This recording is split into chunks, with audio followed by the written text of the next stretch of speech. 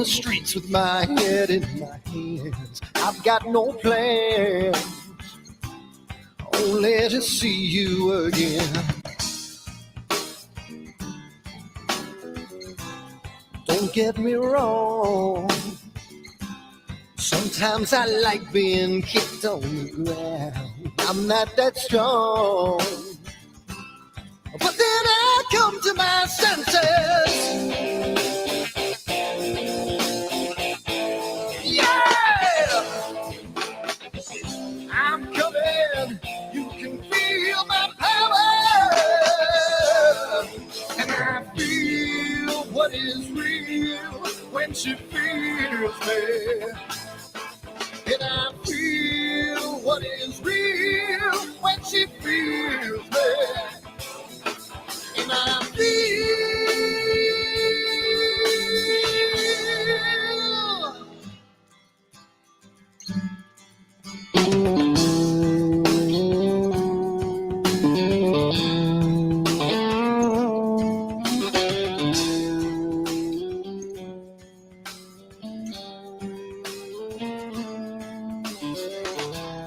don't be afraid. Don't do that man with the scar on his face. It's a charade. It's just the way you've been living. Yeah! I'm coming. You can feel my power. And I feel what is real when she feels me. And I feel what is real when she feels me. Yeah.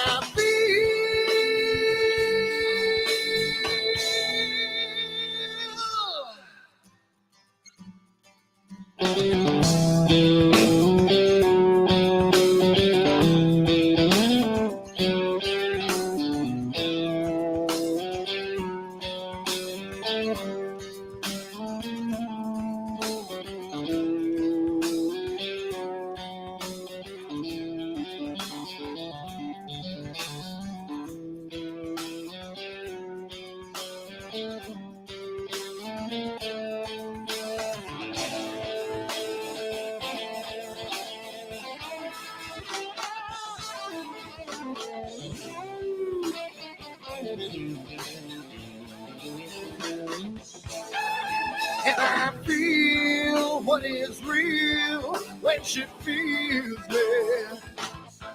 And I feel what is real when she feels me. Yeah.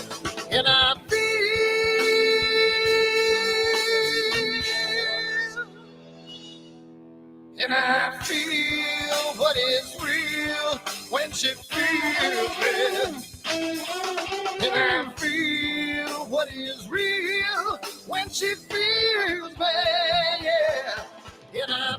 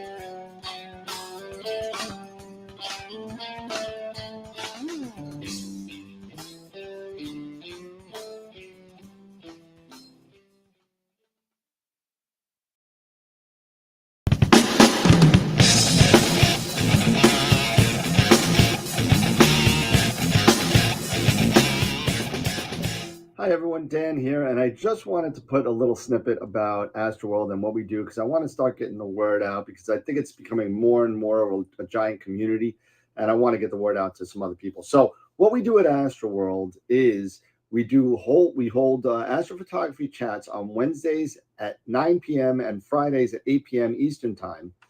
And we just talk astrophotography. Wednesday's more of a techie kind of advanced intermediate, and Fridays is more of a newbie kind of thing.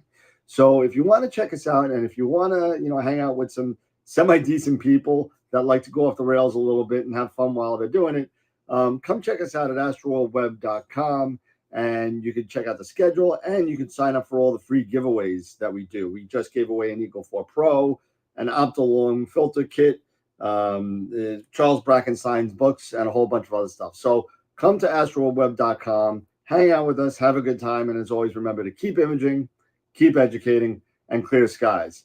And I'll see you soon. Bye-bye.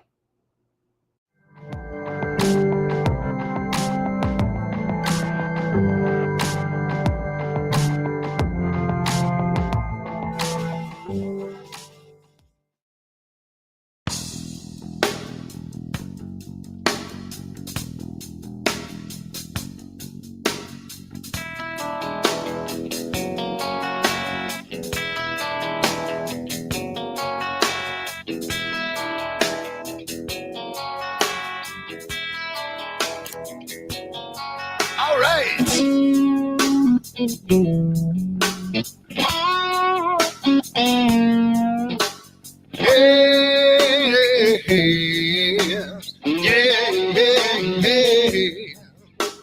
Where did my color go? Got your head in the sand. You can't be in control, using a powerful hand. I wanna be you, I wanna see you. Don't taste the kisses of hate. Don't try to tell me, don't try to sell me, don't try to say it's too late. You're gonna push me to the edge, back me in a corner, making me stand in your shoes. Push me to the edge, hide a little color, it's black and white and blue. Black and white and blue, yeah. All right.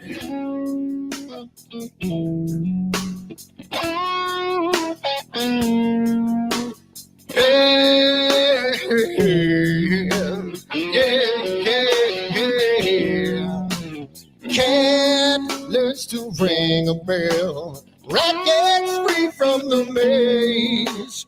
We can be taught to love. We've got to learn a new way. I wanna see you, I wanna be you. Don't taste the kisses of hate. Don't try to tell me, don't try to sell me, don't try to say it's too late. You're gonna push me to the edge, back me in a corner, making me stand in your shadows. Push me to the edge, hide a little color, it's black and white and blue. Black and white and blue, yeah.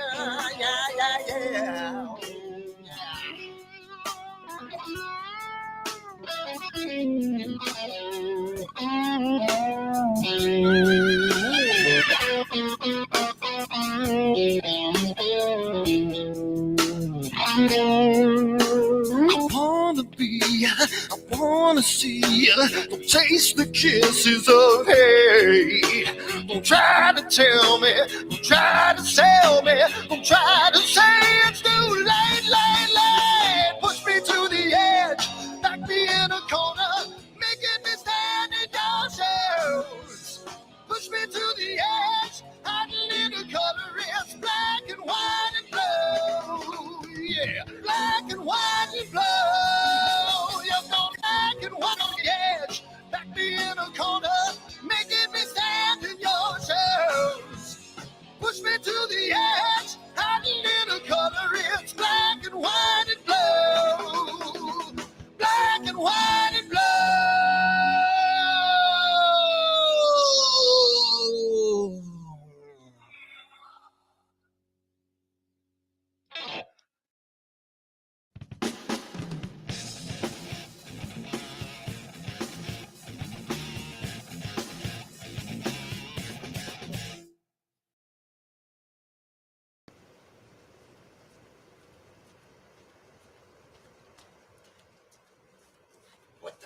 on my telescope now.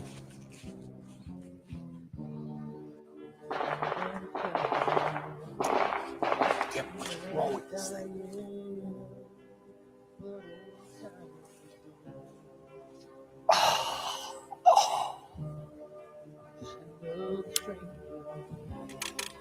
The lost Lone Ranger, can I break this spell?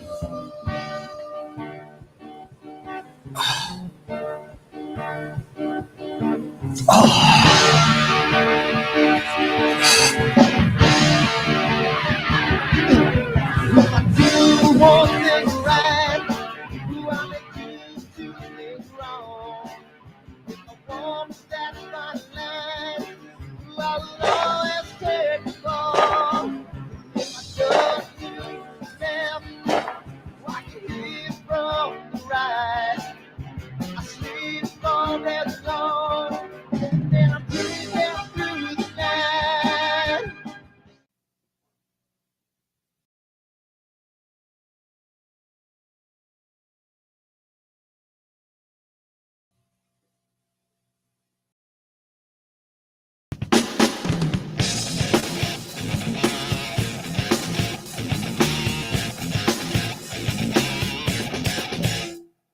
I've seen a lot of bankers, and I've seen a lot of cops. I've seen a lot of lawyers pull out all of the stops. I've seen a lot of children with their parents in their hands. I felt a lot of women who refuse to understand.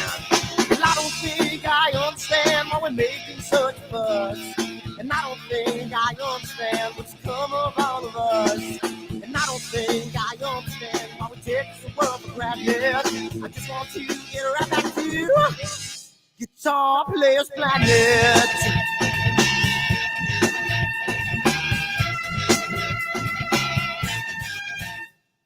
You see it in the papers, you read it every day. The riots and the fires going on in South LA. The muggers and the government, they're all wanting the same thing. They take all your money and whatever else bring. Well, I don't think I understand why we're making such a fuss. And I don't think I understand what's come of all of us. And I don't think I understand.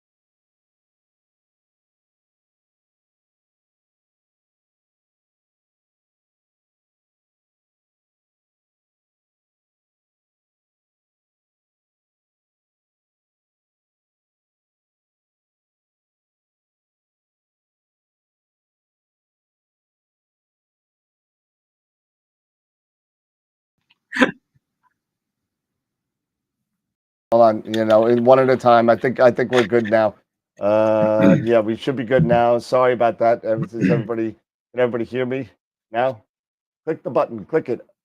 Yeah. Oh, there yeah. you go. There Okay. we go. Some There we reason it go. didn't switch on over to the master. I apologize about that. So now these guys get to hear me say this garbage all over again. So I'll skip away. I'll skip about why we're late because nobody cares anyway.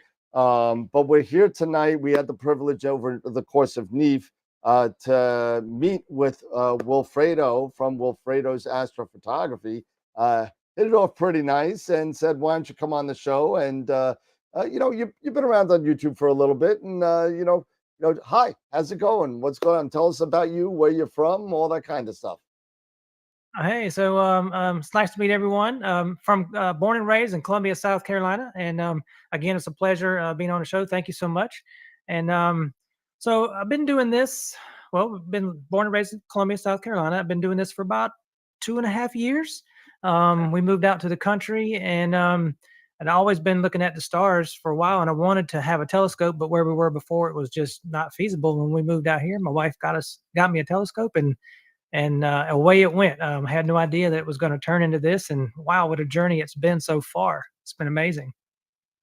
Yeah, it's always interesting when you start something off and you kind of like, hey, you know what, people are actually watching me, and learning, and wanting to kind of see things. It's really, really cool when it actually it hits off. Dave already asked. The first question was, is he a Gamecock? Yes.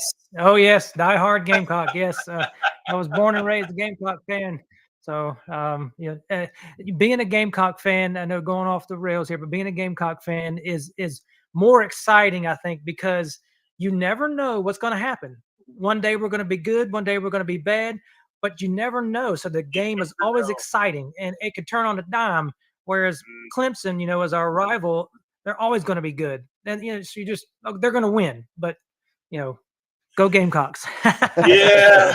All right. Okay. Now it didn't take so long. That didn't take SEC moment. I'm leaving because I am, even though I'm not from there, I'm eventually going to retire there. I am a Vol fan. I'm a volunteer. I'm a Vol. I bleed orange and white. Sorry, Oh, Rocky Top. So, no worries. Sorry, but no worries. I was so mad. I was just so mad when was it last season? The Gamecocks beat South, beat Tennessee, and I was just like, man, football. I was like, what am I gonna tell you? But anyway, See, I know completely nothing about football, so I just, I had no idea. So I have nothing to say. I got nothing to say. It's okay. It's okay. I know. I'm horrible. We'll just keep it going. It's okay. We want to make sure you feel. We're gonna make you feel included, Dan. No, that's okay. That's okay. Listen, I will be happy to make it a 2-up and go have dinner. No problem. If you guys won't even know I'm gone, I'll just be like, boop, and then I'll come back with like a glass of wine, and I'll change shirts. So you've been doing. You started your YouTube channel, right? You started with Wilfredos. When did you start the channel? I started it probably 7 months after I first started with a telescope, because I was trying to figure everything out, and I've never really been on YouTube. I've watched a couple of YouTube videos on how to build a Mini Cooper race car, because that's kind of where all the money came to buy all the stuff from, and plus my wife's retirement. She sacrificed her retirement money. That's a running joke, but but it was about 6 or 7 months after the first time that I tried to take a picture. I started looking on there to figure out how to do this. And then once I started my first time, I was like, wow, I made this huge mistake, and I couldn't figure it out. So I'm all about teaching. I retired 28 years in the military. I was a first sergeant, and I like to teach. So I wanted everyone to know about my mistakes. So that's kind of where my first video came in, where I was trying to do a collimation, and didn't really want to spend the money on one of those stars, those artificial stars that you purchase. Yep. Yeah. So I made my own. And I made it out of a block of wood and a light, and I stuck it about 200 feet down by the shop, and it worked. But there was a little tiny sliver of wood that you couldn't see except with the telescope. and it looked like the lens was cracked. So on my brand new 8-inch Meade, it looked like it was busted. And I was like, how am I going to tell my wife I just busted my brand new telescope? And I couldn't figure it out because maybe it's on the inside. And I didn't know how the telescope really worked. So after contacting Meade, they got back with me and they said everything was fine. And it must be something else. I cleaned the lens, and it turns out that it was that little tiny piece of wood. And that was a really bonehead mistake, but it was just one of those, newbie mistakes that you do. And so that's kind of where my first video went in. And then it just kind of went in. I bought a Red Cat 71. Okay. And didn't even know how to put it together. It doesn't come with instructions. I watched a couple of YouTube videos on how it's supposed to work, but there were some things that I couldn't just figure out. I couldn't figure out how to separate the little adapter, and sometimes I don't even know what they're called, but the little adapter where you're has an internal area to put a mounted filter in there. Yep. But there's these little tiny Allen screws in there, and I didn't know you had to undo those. So I was like, I can't get this thing out. So I took it down to the shop. I was going to put my vice grips on there, my pliers, trying to get it off of there, and I'm like, wait a minute, this ain't going to work. So I figured out, you got to undo the Allen screws. So in my little review that I did, I told everyone, hey, you got to make sure that you got to use this Allen screw here because it doesn't come with an instruction manual. And that's kind of what I like to do is be one of those, people that, hey, this is what I did wrong. Don't do this.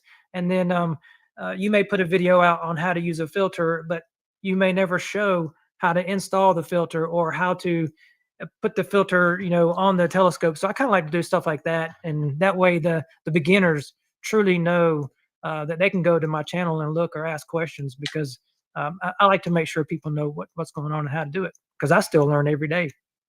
Yeah, I mean, and that's one of the great things because of the outlets that we have now with YouTube and all of the all the kind of outlets of information that we have now, that we could have things like, hey, listen, everybody, I'm into this, you're into this, you're watching me, this is what I screwed up, right? Don't do this because learn from me so I can navigate these little or even larger bumps in the road that we all hit. I have a video that I do on the pre-show that says don't get frustrated. And it's all about these little dinky things that we do, like forget to take off the lens cap, put the USB cord in the wrong slot so the computer forget to turn on a camera or a mount, that kind. You're running around trying to do these things, and we all overlook these kind of simple things, but we all make these mistakes. And even the more experience that you have doing whatever you're doing, the easier it is to overlook the simple things. You'll sit there for an hour or two trying to figure out why you have nothing on the screen. Meanwhile, your lens cap is on. You're like, there's no way I forgot to take off the lens cap. And it happens. It happens. It happens to all of us. Yeah, it does. It certainly does. I mean, I've done my share of homer moves. I mean, just recently, I can say, and there's guys who already know this in the chat. I mean, Tom even knows because I went to his house and it happened to me. I'm going to see. I wasn't going to bring it up, I know, but you go, and it's in my blog, on astrowitheric.com. Shameless plug, but hey, go check out my blog. But anyway, go to see the eclipse. Fantastic. But I brought two rigs. One rig I was going to do video of the eclipse. It wasn't working. You were getting so close to the start of the eclipse. I just said to heck with it and moved on to my DSLR. And when I started breaking the system down, I took the solar cap off, and the lens cap was still on. Wow. Yep. Yeah. Right in the middle of solar eclipse. Right in the middle of solar eclipse. Everything was working just fine. It's just bonehead newbie move. I forgot to take the lens cap off, and I wasted that whole opportunity. So now I have to spend I don't know how many thousands of dollars to go to Egypt so I can do this again in 2 years. Let me know when you go. I'll go with you. There you go. Oh, my wife is funny, right? So The green cup. Oh, that is That's awesome. That's so sweet. And by the way, it's the green Wilfredo, screen. It's thank my you for picture your- of the heart nebula in the cup, kind of, because Oh, it's a green isn't cup. that So, isn't that nice? Yeah, but that's pretty cool. But again, Wilfredo, before I get even started even further, again, you mentioned that you were a retired first sergeant, so thank you very much for your service. oh yeah, Veteran absolutely. myself, Navy veteran. So this is Military Appreciation Month. If anybody Yep. even cares or doesn't know, because Yeah. we get Armed Forces Week coming up next week. But thank you, for your service. Really appreciate that. Thank you. Appreciate it. And thank you for your service as well. Thank you. Yeah, we have a couple of members of AstroWorld that that have been. I'm not one of them, unfortunately. They told me no, but they said you are too messed up of a kid to be joining the Air Force. So they said absolutely not. So even though I passed the ASVAB, it kind of sucks. What are you gonna do? They put me through it all, and at the end they say no. Hey. I appreciate everybody for their service, and it's really, really. I know Eric, you're in the Navy, you're Yep. first sergeant. I know Simon was in the Navy in his country. Tyler, or what was he? Army, Tyler?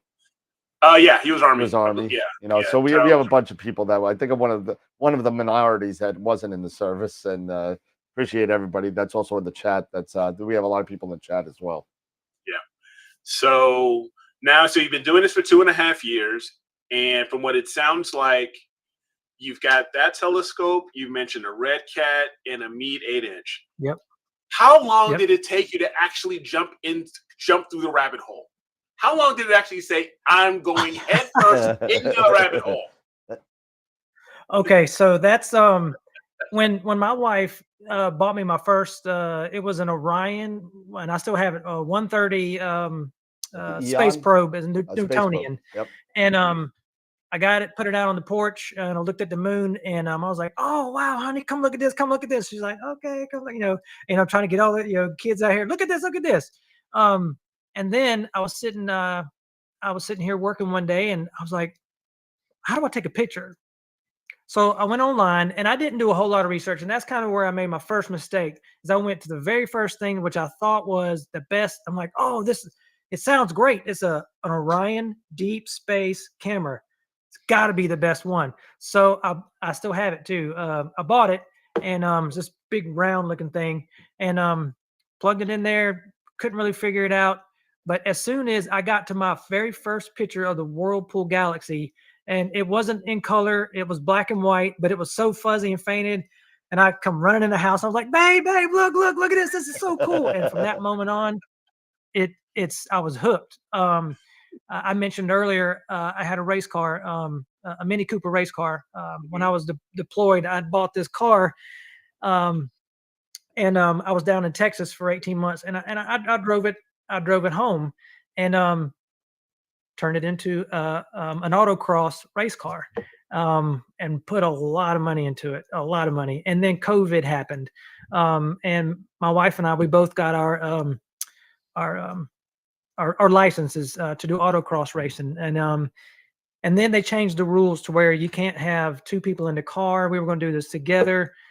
So then that's about the same time we moved out here to the country. So I got the telescope, got my first telescope, and I said, what if I changed my hobbies and I went into something safer, something that the grandkids could enjoy and I could enjoy as well? And she said, sure, let's go for it. So I sold the race car, and I purchased the big telescope, but in between then I was like, oh babe, please, I need this. Let's go with this. Let me get this. So I got the Meade, and kind of upgraded, to an AVX mount, and I was sitting here earlier, trying to write down all the stuff that I've got, all the equipment to talk about, and I'm like, oh my gosh, I've got 6 telescopes, like 5 mounts, all kinds of cameras. I'm like, where'd all this stuff come from? And I'm like, it's just, It's just appearing out of nowhere. it But, just grows and grows. It does. Yeah, It does. what you see behind me, we talking about Neef. When we went to Neef, I saw the 130 APO back there, and I'm like, I got hands on it. I'm like, I just fell in love with it. I'm like, I got to have this, because I was going to look. We were originally going to get the C14. Okay. We're going to get an observatory soon, I hope, and I wanted to have that dedicated to do some really deep stuff and some planetary stuff, because planets I want to get into, and it really interests me a lot. But it's really expensive, really heavy, and I don't want to have to move it around. So I'm gonna wait till I get an observatory. But then when I saw this one, I'm like, there's a lot I can do with it. I can put an eyepiece on it. The Red Cat we can't put an eyepiece on, but this one you can, or you can do all kinds of stuff with it, and it's a 1,000 millimeters focal length. So it's gonna hopefully do some good until the observatory is built. But this one here, haven't even got first light on it yet. Got it in. We got home, got it in, got it together about 2 days ago, and it's been cloudy and rainy. And then I had like a 35-minute window the other night. Went out and did a review on some Optolong filters that we got from Optolong at Neef. And had just enough time to complete that with the RASA, and then of course we got cloud and rain. So Yeah, I'll tell you. I personally have not used the 130, but those types of telescopes, the 4-inch, 4.5-inch refractors that you have there, that you were going to have a lot of fun. I would say they're very versatile, because being at 1,000, you can still get galaxies very nicely. You can grab galaxies very nicely. And then if you wanted to, you can put on a reducer, make it a little bit of more of a wider field. You can go down to say 700, something like that, 700 millimeter focal length, and still get some great nebulae when we're out of galaxy season. So you got a good one there. The C14, and we have several people that we know. Ron Breacher from Masters of Pix Insight, Wayne Parker, who is the owner and president of Skyshed, who owns Skyshed Observatories. Good friend of ours. He's a good friend, and he has a C14 that he put into his Skyshed Max right now. Before he's probably gonna, I think he said he's gonna move it to his new S. Yeah, that's what he said he was gonna do. Yeah. Yeah. So once you get that observatory there, Wilfredo, you're not gonna want to move that thing ever again. Nope. Right. I'm dying because we've been talking on the show quite a bit, and I live in probably some of the worst skies in the country in Long Island, and it's portal. It's a portal considered 8+ or 9 for Long Island. So it's super. You look at the light pollution map on Long Island, and Long Island is just white. The whole thing is white, and it's all from Manhattan. I'm in the central part of Long Island, so I mean I'm still got a 40-degree light dome to the west from Manhattan, and it's out of control. As you get further out east, you can get to the North Shore in the Portal 5-6 area.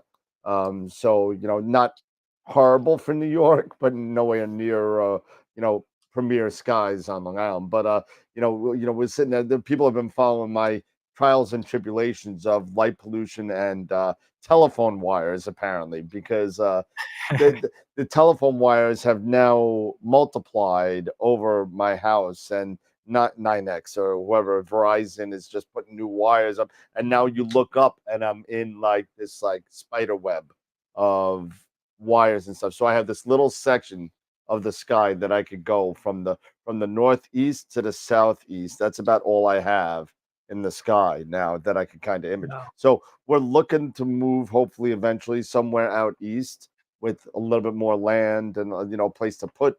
I don't even want an observatory. I just want like a roll-off roof kind of thing, where I could throw 2 piers in there and roll it off. And I don't even need a warm room. I don't even care. I'll do it all remote. But I just want,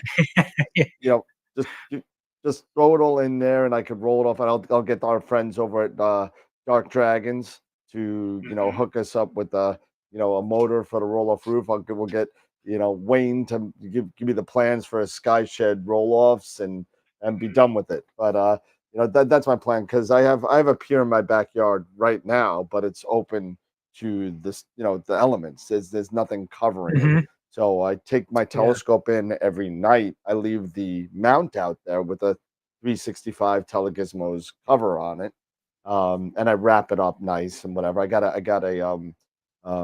EQ8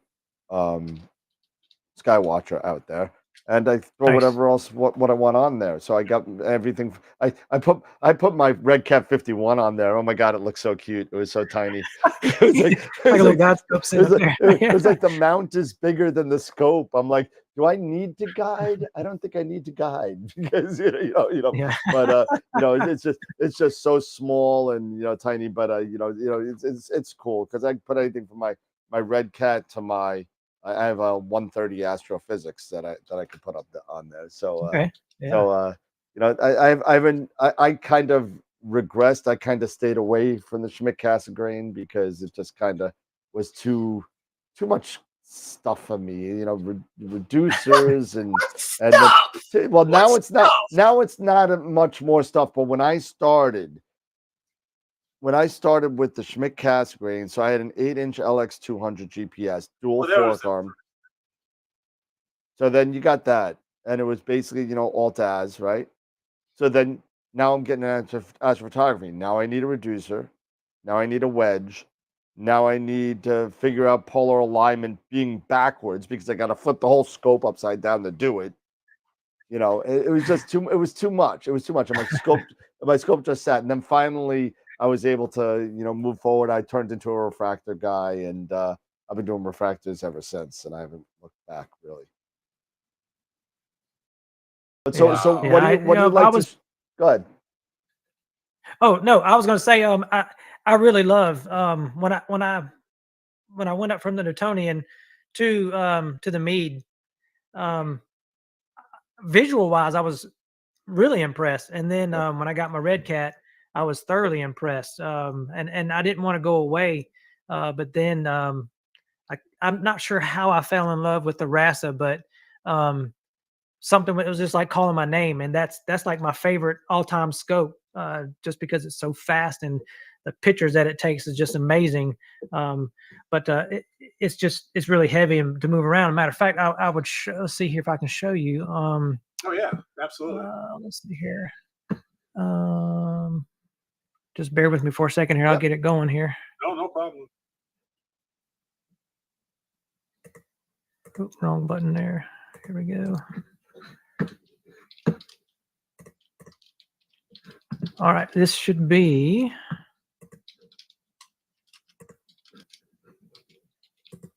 There we go. There we go. This is my Rasa setup. Okay. And this is actually when we were at NEAF as well. I had the regular. I think it's called the iRock Light. The Light Rock tripod. Yeah. Yep. I didn't. I don't like that at all. Well, this rig is so heavy. Yeah, when that you go to Light try to Rock tighten it down, it's it's tiny. stripped out. Well, the legs are only 1 3/4 inch. I mean, they're really tiny. Yeah, and that's I had gotten it from a Gina Astro. That's what they said here. Use this with it. And then I'd take it out and I'd set it outside. I'm like, I can't. With I'm not getting old. I'm not 52 yet, but it's heavy. What's wrong with 52? Wait, stop.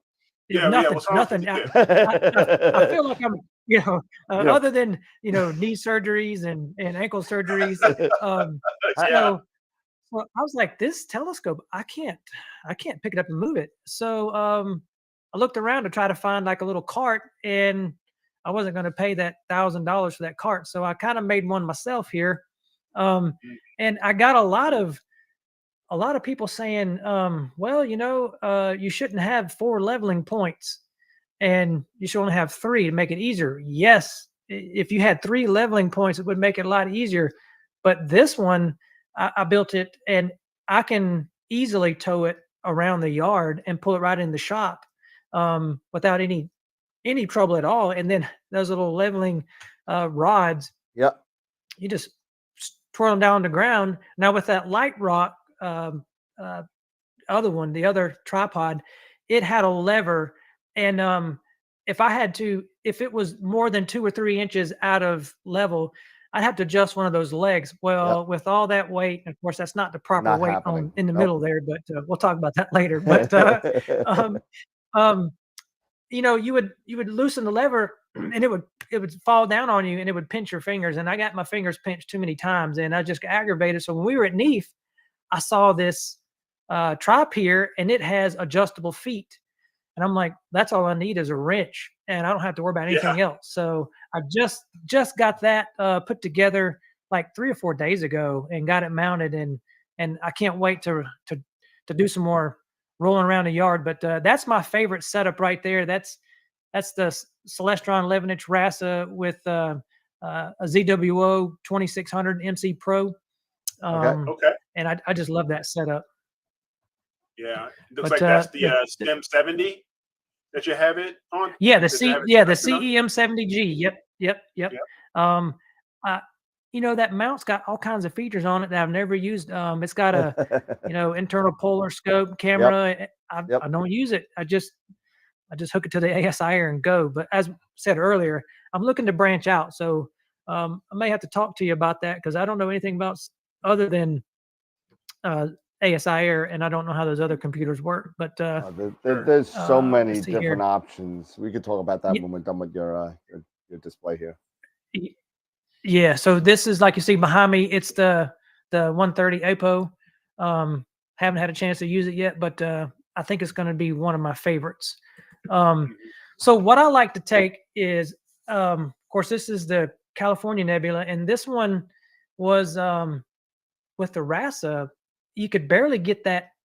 You could only get a portion of it in the screen. Yeah. Right. So this is my first mosaic that I did, 4-piece mosaic. And I couldn't believe I actually got it, because I don't have patience. And I was frustrated for a little bit of it, but I figured it out watching enough YouTube videos, and it turned out pretty good. But I like the really colorful nebulas, but I really like the galaxies. Those are really fun. This is also one that we shot with the RASA, the Tadpole Nebula. Mm-hmm. Let's see here. This is probably my favorite picture that I've taken. This was a combination. This was taken with the RASA. It's a combination of IDAS and Optilong filters, and then combining everything together. I think it was 4 hours with one filter, 2 hours with another filter, and then an hour with just an IR UV cut filter. Okay. Let's see here. I'll show one more picture, and then we'll just keep talking. Yeah. And then I do like stars. So M45 was a really, really nice one. And all these so far have been taken with the RASA. But the RASA is just so fast; it takes the picture so quick. You only need 30 minutes to get a good picture. Yeah. So it works pretty nice. Let's see here how to get back here. Sorry. There you go. Yep, You're you're good. Hopefully I'm back. There we go. All right. You're good. You're back. Nice. Yeah. So so I like galaxies. And go ahead. Mhm. Sorry. No. So you like galaxies? Is there what was your probably most well-received video so far? One that you realize, hey, this is because when we do our YouTube videos and stuff like that, or when others, there's such an outpouring, I think, of appreciation for a lot of people because we all go through a lot of the same stuff, right? And then to have people finally put it out there on YouTube, was there a subject or anything that you had actually, experienced, and then you put that out on YouTube, and you got you had a pretty nice reception of that, subject? you know, because maybe other people were going through the same thing, or you know, they had this aha moment. I'm not the only one. Yeah. The one with the red cat. How to get the red cat going and the filter issue. There was a couple people with that, and then uh, it was, I'm not sure if the proper term, culmination. With the the SCPs. collimation. Yeah, the collimation. Yeah, collimation. Yeah. There was talk about how, you know, I had that little piece of wood stuck in there, and a lot of talk was offline on hey, that how do you do that, and how do you know what's perfectly in the center, and you know, can you do you go focus in or focus out, because you know you can go past it or beyond it, and I don't know the technical term for it. So there was a lot of talk about that, and so I think those two were probably the most questioned that I've got, you know. And Okay. hey, thanks, because I ran into that and I never knew. And of course, I learn stuff every day, and I still trying to figure out the technical terms for everything. I'm like, this little That's thing over okay. here, what do you call that? When I'm trying to order it, they're like, you mean this? I'm like, yeah, even this up here, to mount the guide scope here. I don't know what type of bracket you're supposed to have to mount it to here, because the regular finder shoes, they mount up there, as you can see, but Yeah, you can actually, they're not straight, and you can mount them to the side on the other side over here, but I want it on the top. yeah, it's funny. You know, a lot of people call them, even though they're not. A lot of people call them Vixen finder saddles, but they're nowhere near Vixen sized. They're smaller. They're slanted that way, but they're smaller. And you try and put a little finder, like a William Optics finder, in there, it's not going to fit because it's just going to fall right out. Yeah. You know. So, Yeah. but a lot of people are calling it finder saddles or DX saddles or something like that. Yeah. But there's been a misnomer out there for many, many years calling them Vixen saddles, and they're not.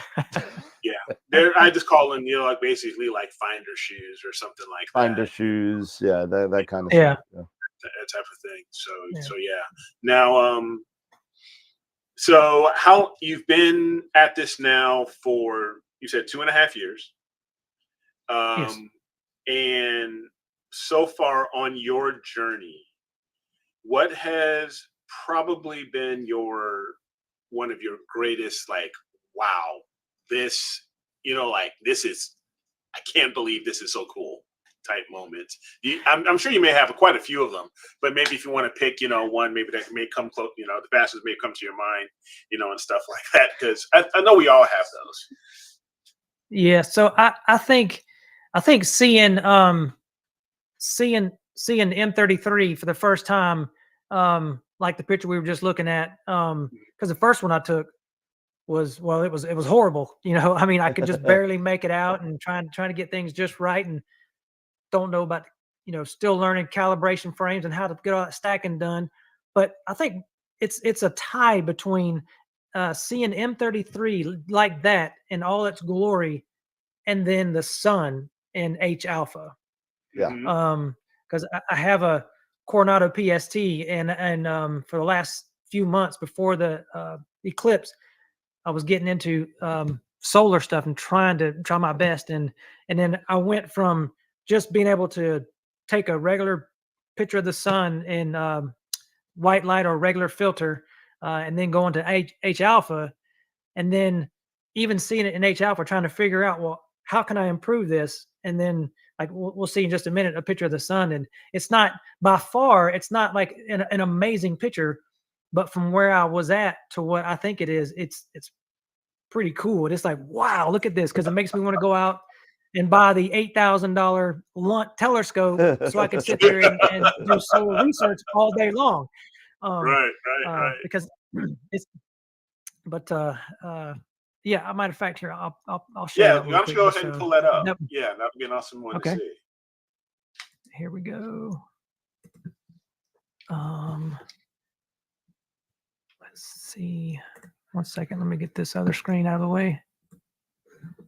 No problem. Now, while you're doing that, what are you using for your post-processing right now? Are you using PixInsight or are you using something else?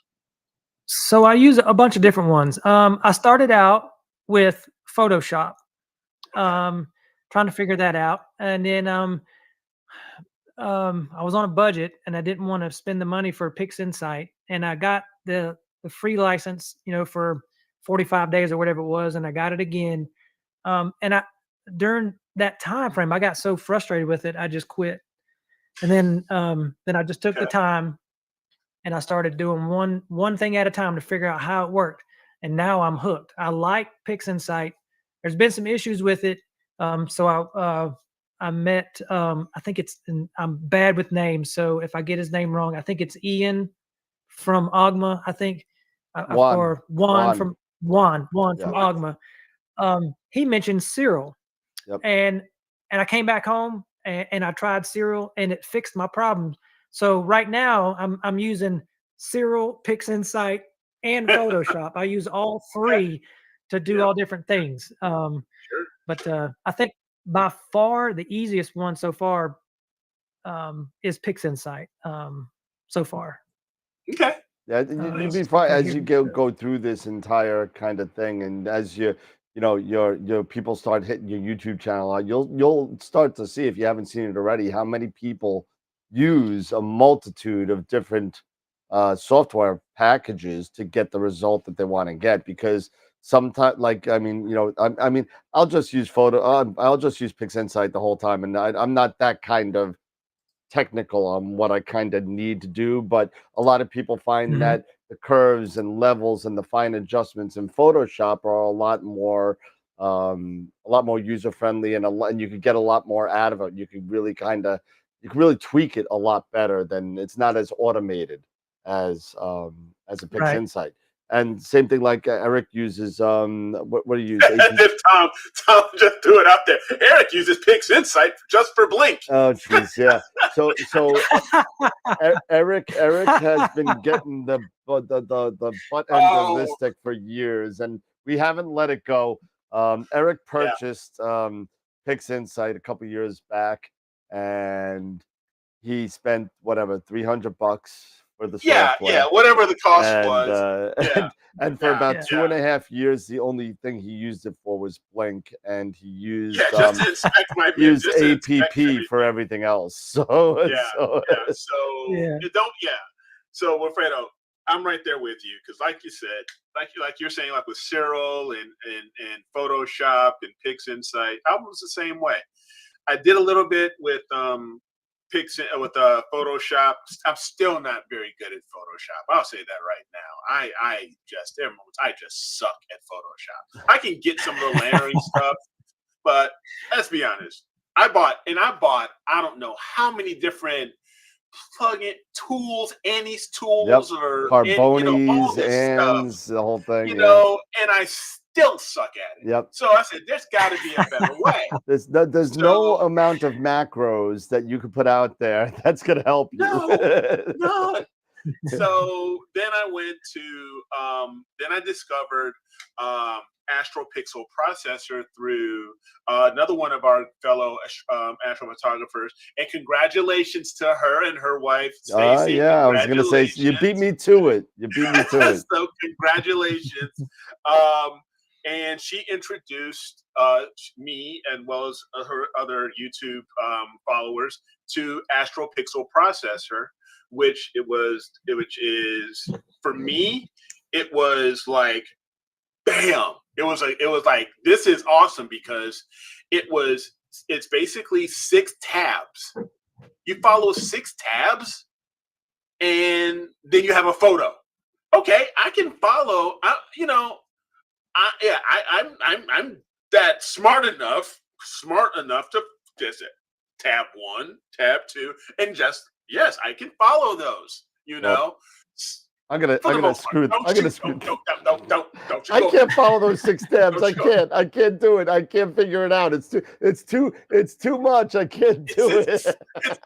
It's Yeah. too easy for Dan. I okay? couldn't figure it It's out. too There's easy too for him. much stuff there, and you just give me a button and push it and dump the Just give me photos a in. button and Press push it. generate, and I'm done. You know, Yeah. I'm okay. So I'm right. So and then so yeah, I was using, and then I bought Pix Insight, and I said eventually I just got intimidated by it. It was just Yeah. so It's easy overwhelming to do that. Yeah. to get Yes. intimidated and overwhelmed. And I said, you know what? APP, I just got to follow 6 steps, and I'm done. And I'm practically done. Right. Except for noise reduction, right? Yeah, except for noise reduction. That's when I will throw it in. I would throw it into like either I'll throw it in the Lightroom, and then I would do a lot of my noise reduction in Lightroom. But 6 tabs, I make my tweaks here and there, and then hey, I'm good. But it's only been probably the past year that I've really gotten proficient enough, maybe a year and a half, that I've gotten proficient enough in Pix Insight to say, okay, I kind of know what to do here.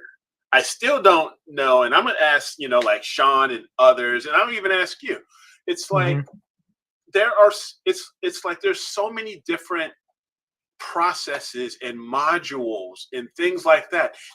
I sometimes get so frustrated. It's like, what will really, because there's so many things. It's like, what will really work in this type of situation? Which one will work best in this particular photo? Will this mask work, or will this mask, a game script mask work? Will a range mask, or this kind of star mask, or an AC, AC DNR lightness mask?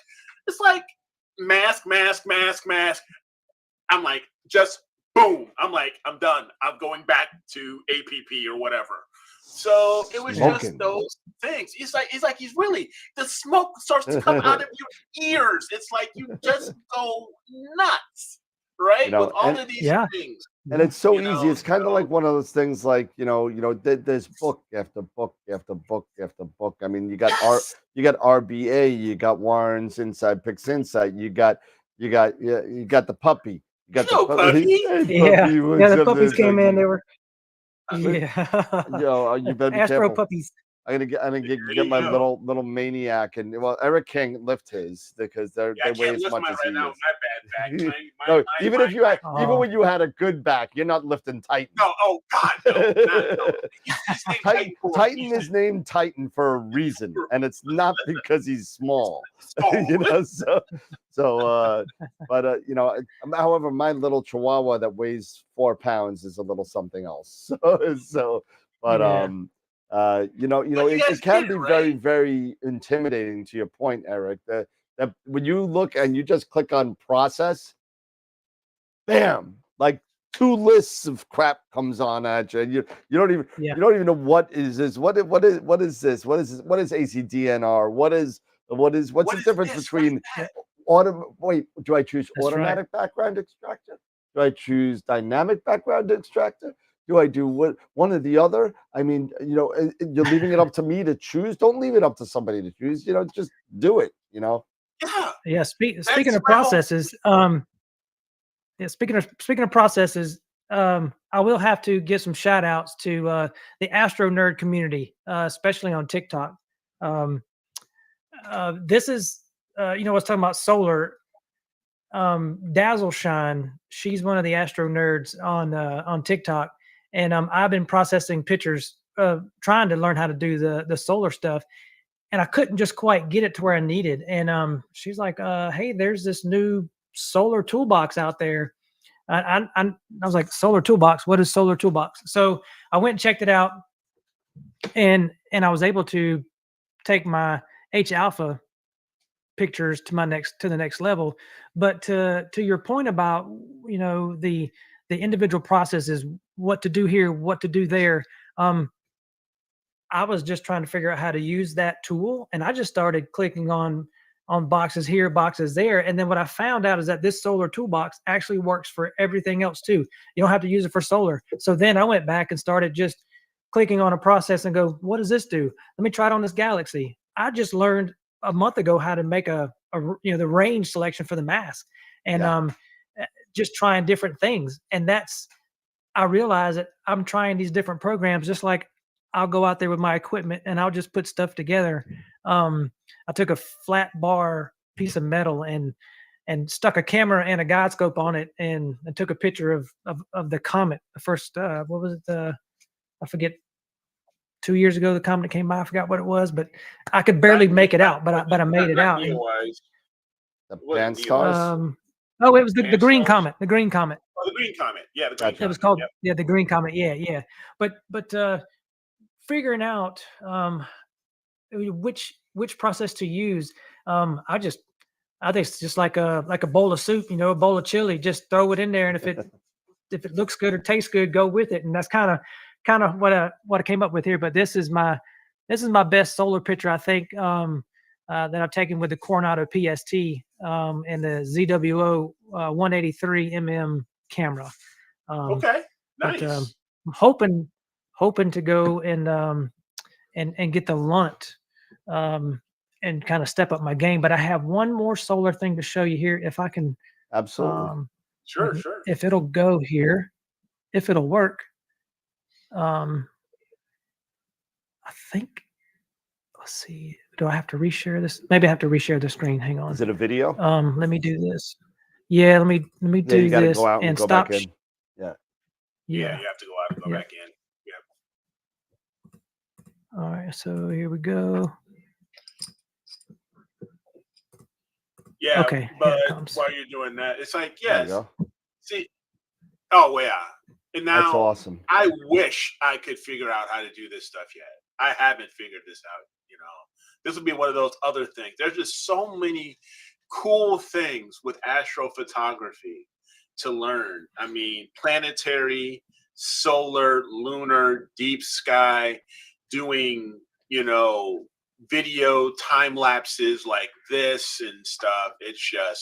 This is awesome. That is cool. Thank you very much. Appreciate that.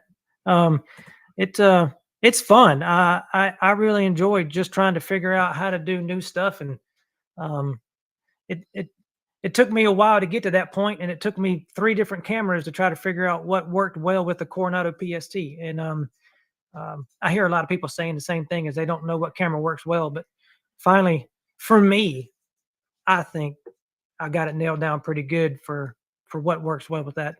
For me anyway. Yeah. Right. Charlie, I agree with you. With this weather, the weather, at least here in Illinois right now, and the weather that's coming, we're in a new moon. We're in the middle of we're just in a new moon week. I got clouds.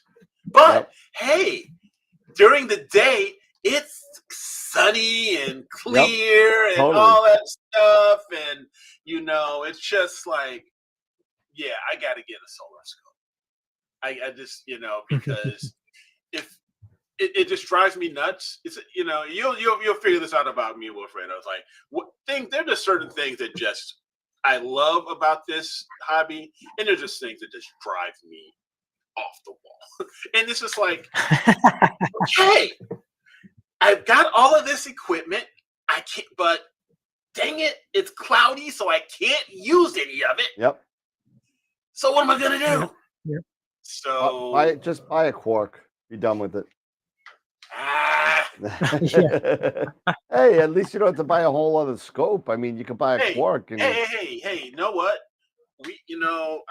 I've been talking to you about that Scout Solar 20. Scout. Yeah, that Solar Scout, man. Yeah. That'll work for me just fine, bro. Yep. Instead of going got out a semi-built-in Quark in it as well. It's got a little built-in Quark. I can go for something like that. Yep. But it's just, yeah. My entire week. The frustration is just oozing off you. It's just oozing. Yeah. So So you mentioned, what do you do when when you have those clouds? So I'll show you a few more pictures, and I'll be absolutely done with the pictures. Let's see if I got this right this time. Hopefully it comes up. Okay, M51 there. So Yep. So this is with the 6200. And one thing, I took my first couple of pictures of it, and it was cloudy when it wasn't cloudy when I took it, but I wasn't happy with it. So I went back and redone it while it was cloudy. So I was able to go back, because the first go was just, I'm not very good at processing galaxies, but I was pretty impressed with the way that when you zoom in and you can look and find other stuff in the background with the 6200, the zoom works pretty well. And it, like the 2600, you can't really zoom in that far. But with the 6200, it just brings everything out. Now, I know this was a little too much color in this one. But just the background details, with my 2600, I couldn't go out and find all the other little galaxies that are just floating around in here. But I went back and redid these. I watched a video on how to reprocess my galaxies. So not much for the color, but to how to get it to stack, because I was having problems with PixInsight stacking. So this was a serial stacked image. And then just one or two pictures from the LX85. This is the Sombrero Galaxy. Nice. And I took this one right off of this one was done with no filter with the 2600 camera off of that 8-inch Meade. Let's see, this was the 8-inch Meade as well. This is the M106. 106, yeah. Yep, 106. And then I think I got one from the Red Cat in here. Well, there's a couple moon pictures. I'm trying to get into planetary and some other stuff, but there's just a couple moon pictures there. Nothing really special. I think that was with the Meade. That was my latest. And here's one of the things. I kind of do things like some people will say, you take that picture, but it's upside down. It's upside well, down. to me, it looks better to me this way. It fits better to me this way. If I flip it around or turn it, if I do a vertical flip or horizontal flip, to me, it's kind of like art, and it's in the eye of the beholder. So some people are like, well, that's really cool. Or, because what I'm planning on doing is taking, I don't know what it's called, but the section that's over here, trying to zoom in on it, this piece, I'm going to try to get that zoomed in and do just that as a nice framed in shot. But this is the Red Cat 71. And I went back, I think I took this last year, and I went back and redid it because I wasn't happy with it, but I was able to draw the colors out. But this is probably my best Red Cat, but this is only like an hour and a half, I think 2 hours max image time with the Red Cat. And this is with the L Quad Enhance, I believe, Optilong L Quad Enhance filter. But I'm really impressed with the Red Cat. Yeah. William Optics makes some really, really good scopes. I have one myself. I've had several of them, and we won't go down that bad story of that. You got a couple of bad stories, Eric. Yeah. It's that whole thing when the wives say, "Hey, honey, I want to get this new telescope." "Oh, really, honey? How much is it?" "Yeah." "So what are you giving up? What are you getting rid of? What are you selling? Yeah. What are you selling? What are you giving up? Yeah, what are you selling?" Yeah. One thing I am giving up, though. I don't know if we're gonna. I got too many cameras, and I got the Meade. I'm gonna get rid of the Meade and some cameras. So I don't know if we're gonna do like a raffle or a giveaway. And Really? Try to find a. I haven't figured that out yet, but maybe find somebody, because I heard somebody did this before in the Astro nerd community on TikTok, where they gave. A beginner was trying to get in, and somebody gave a telescope, somebody gave a mount, somebody gave a camera. I don't plan on using the Meade anymore. I loved it and it served its purpose, but now, I'm going to move over to the APO here, and I've got the RASA and the Red Cat, so it's just going to sit there and collect dust. So still got all the original box, all the original parts. So I've got to figure out if I'm going to let the AVX mount go with it, and then of course I got 1, 2, 3 planetary cameras that I don't need, but I have. I mean, I do need them. I don't want to say that, babe, if you're listening. I do need everything that I have. Let's put that disclaimer out there right now. Yes, I do need it. But I would be willing to probably, put it together for a giveaway to help somebody out. Because in the beginning, I'm very fortunate, and my wife and I we're very fortunate. So I was able to get what I have and to start off, with getting rid of the race car and stuff. But this hobby is expensive, so we're, maybe I'll talk to y'all, and maybe you give me some good ideas, in the future about what to do. And if you're so inclined and you're looking to donate stuff or anything like that, take a look at Carlos Aragon, Reach for the Stars. He has been on the show before a couple of times, and we did a couple of fundraisers for him. And he's got a really great story. Get to know him. Him and his wife have been running this nonprofit organization where they use astronomy to help children get through their anxiety, ADHD, any sort of issues that they may have. And they use astronomy to do that, which is actually pretty cool. So take a look at that. If you want to do something for your channel, knock yourself out. But if you want to, if you're looking to get rid of some stuff, they will always take donations. Trust me. So. Yeah, absolutely. And and awesome. Carlos and his wife who run Reach for the Stars. They're also they're Air Force veterans. Yep. And they have a very, very cool story of how, how they got started with Reach for the Stars. But it's really, really cool to have this community where we have people who are so inclined to donate their gently used equipment to benefit outreach programs like Reach for the Stars, and help these young people out, to give them an outlet versus, going after and saying, I'm not going to do anything. I'm just going to do this. You can I got to go on give TikTok. them another, I'm going to go on TikTok, or I'm just going to listen. I'm not going to, I don't care.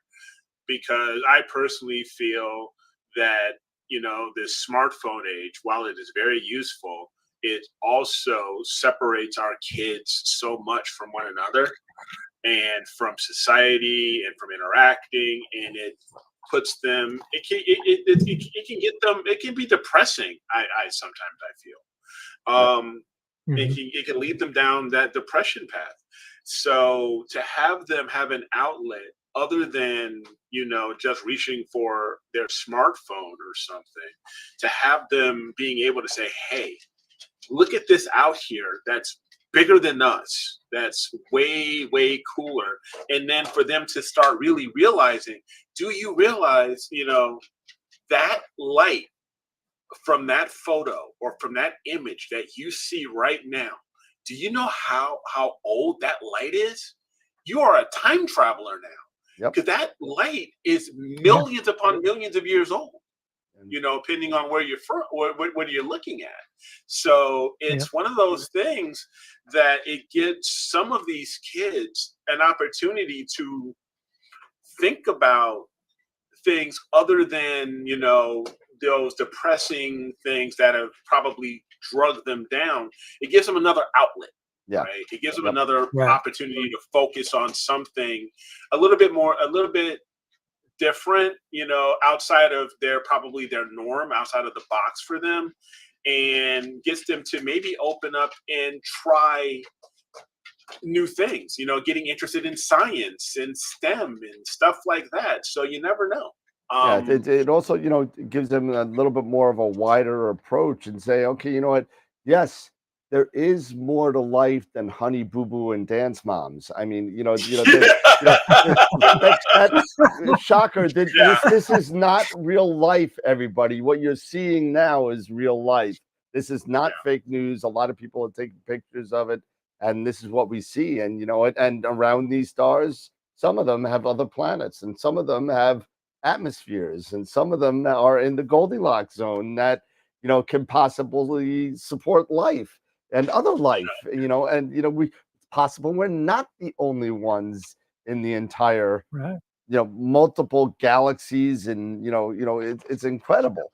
That you start to see these things, and it really dwarfs your thinking a little bit, and it gives you a larger sense of reality and kind of seeing these things, whereas just not seeing them on here or in on TikTok or in your textbook or whatever. When you're actually seeing it and doing it, and hey, take a look at this, even if it's something as simple as a sea star, and you sit there and you just take it, and you go and you point it and you say, wow, it really is there.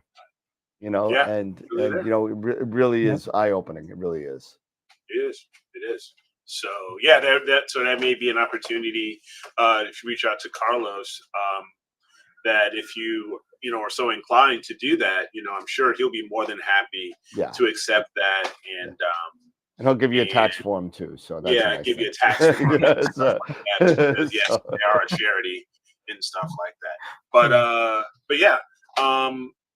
Now, one thing that I've noticed is with some of your photos, we all go through these learning stages and stuff like that. Eventually you're going to get to a point, like I have several times, that you're going to be like, the better I get with this Pix Insight and stuff, you're going to go right back and you're going to reduce things. You're going to say, I'm going to try this, I'm going to try that. So, I mean, that's what I'm saying. It's like, and I'm going to share my screen here because I want to make sure that I share this with the guy, with everybody. I want to maximize these. What did you do, Eric? What did I do?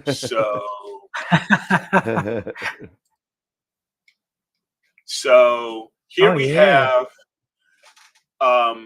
the Leo triplet that I took I took this 4 years ago, back in 2020, with my former William Optics Venus Star 126 and a 294 MC and MC Pro.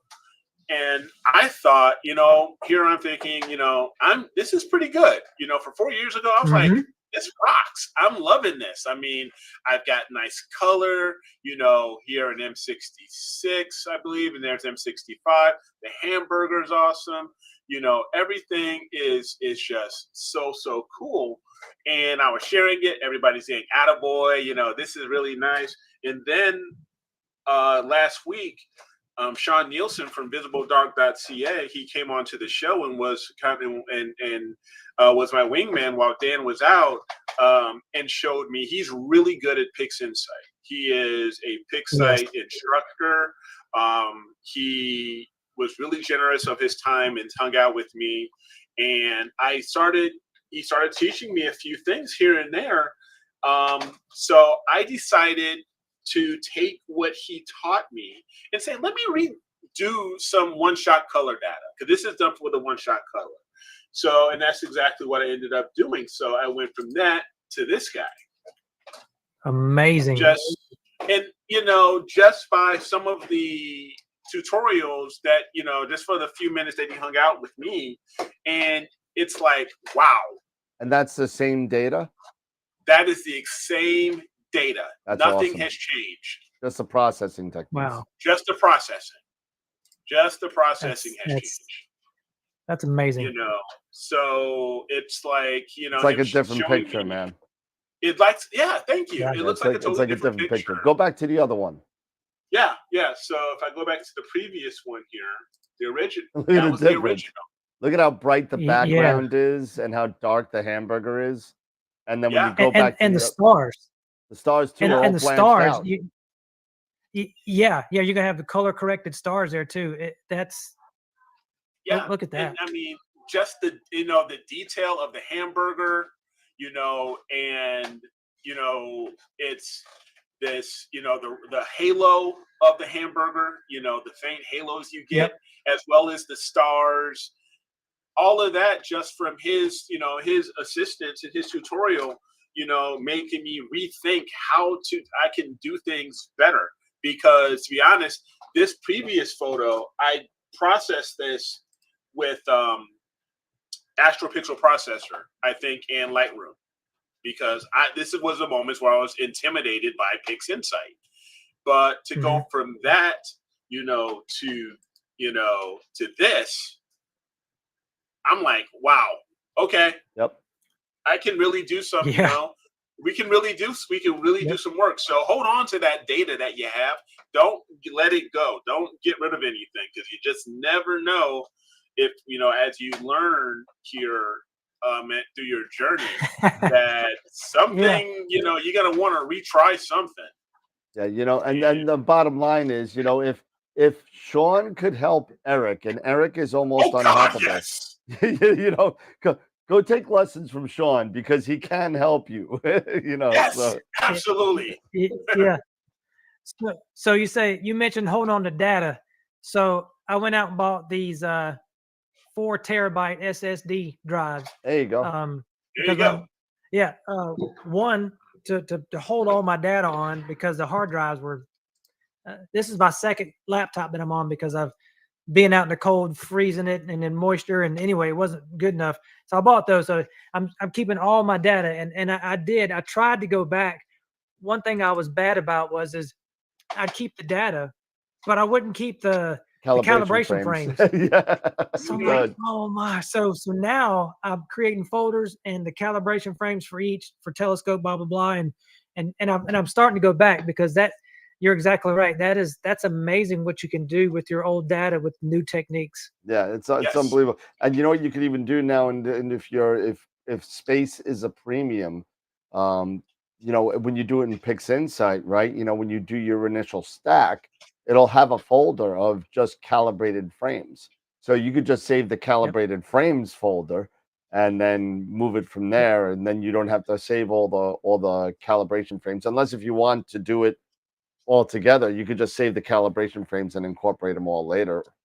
You could do that as well. Oh yeah, no, yeah. When PixInsight's done with the stacking, one of the reasons I had to get one of those is because using the 6200 camera, it required 340 gigabytes of space to be able to stack, and I'm like, my hard drive's only 500. It's not going to work. Windows takes 60, and but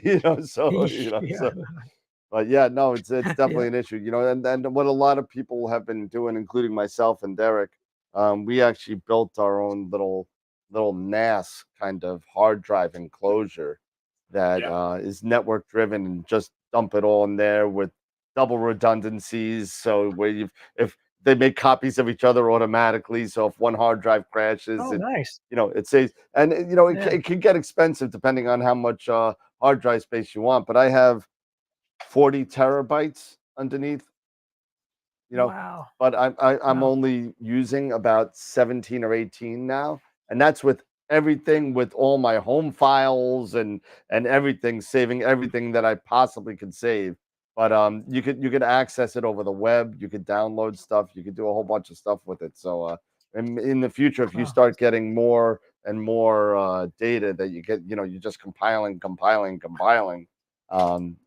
may want to think of getting maybe even a 2-bay or a 4-bay hard drive enclosure and just throw it on your network. Yeah, absolutely. Yeah. But apparently somebody's calling your name, Earl Earblooms. Earblooms. They say Wilfredo. Yeah. Yes. Lindsay. Hey, Lindsay. Thanks for stopping by. Looks like she's Sarah too is saying hi. That's my. Is it Sarah Stars and Sips? That's my wife. It just says Sarah with a purple S. So I thought that was that was a member of Wilfredos. So a lot of people in there. We got about 32 people floating around. Awesome. I'm Yeah. very thankful that you all have me on here, and very thankful that appreciative of being here and everybody stopping by. So thank you. Absolutely. Absolutely. And if you ever decide, and I'm not wrapping up or anything, but if you ever decide that you want to, hey, Dan, I want to come on, I want to show this, I found this, feel free to hit me up on email and say, if I have the next Wednesday's yours, you know what I mean? And then that's Wednesday night is Awesome.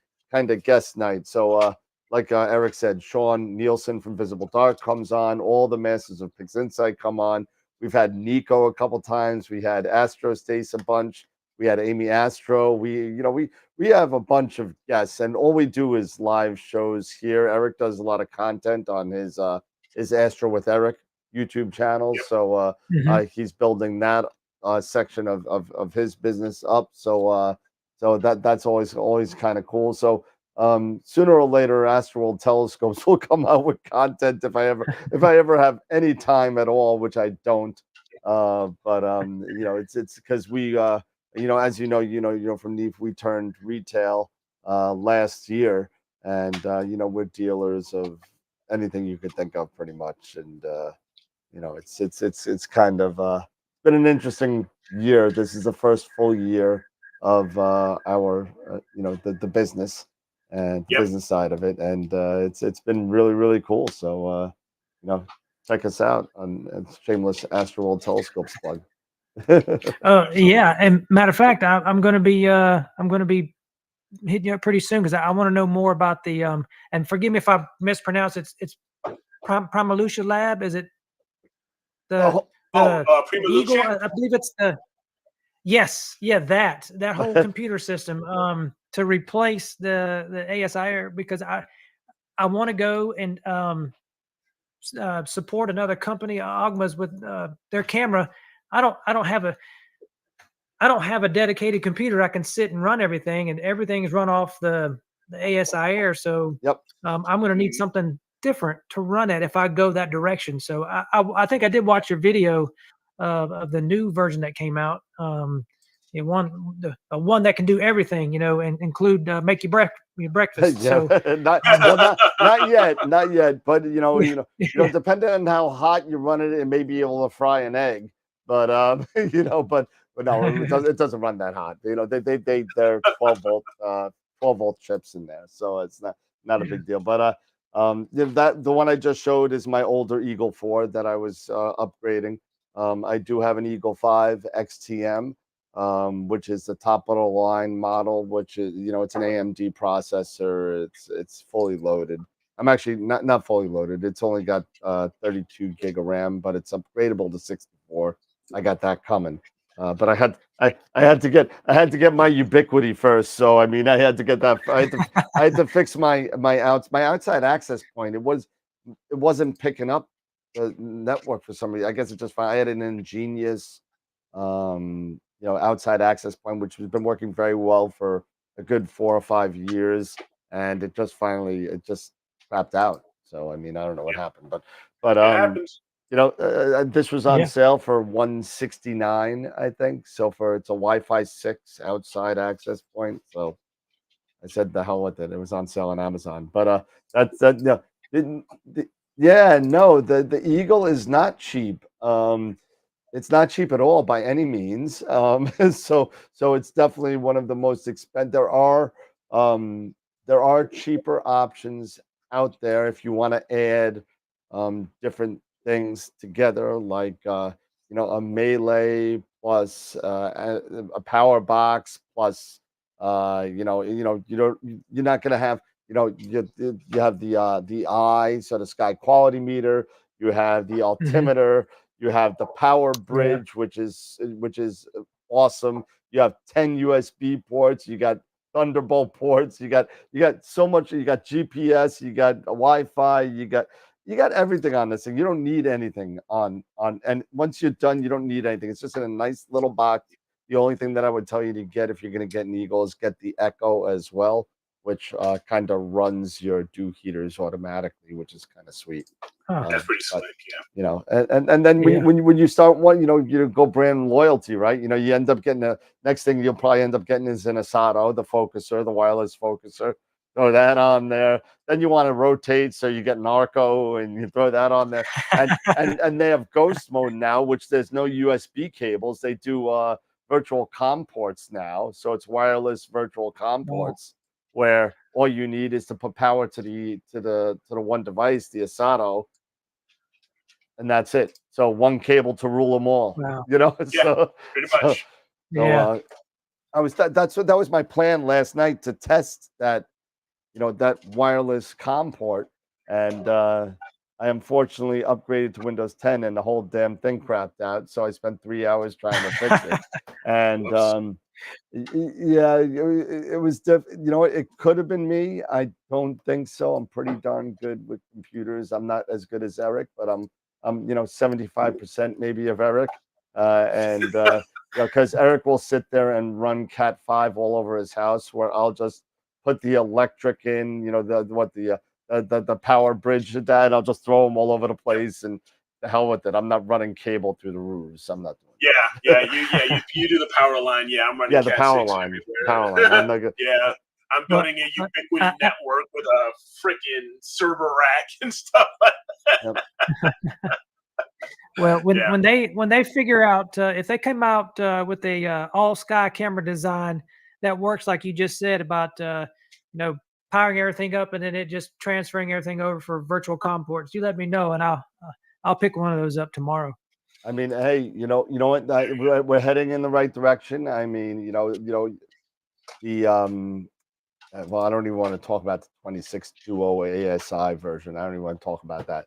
But the Eagle, to me, since I bought my 3, I guess about 7 or 8 years ago now at this point, I bought my Eagle 3. And it's transformed everything for me, because everything is just kind of there. There was no ASI Air when I bought my first Eagle, so there was no ASI Air really.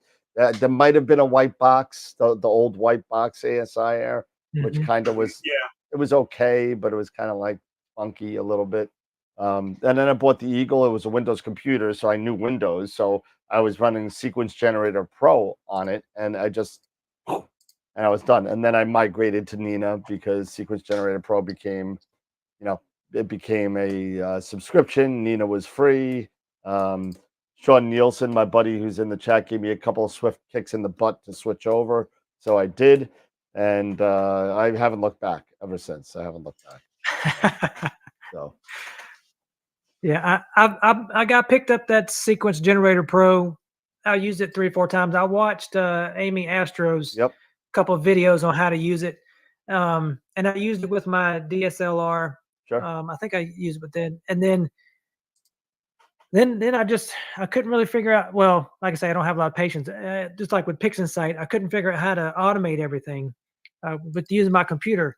And then I'm not sure how I changed from that to.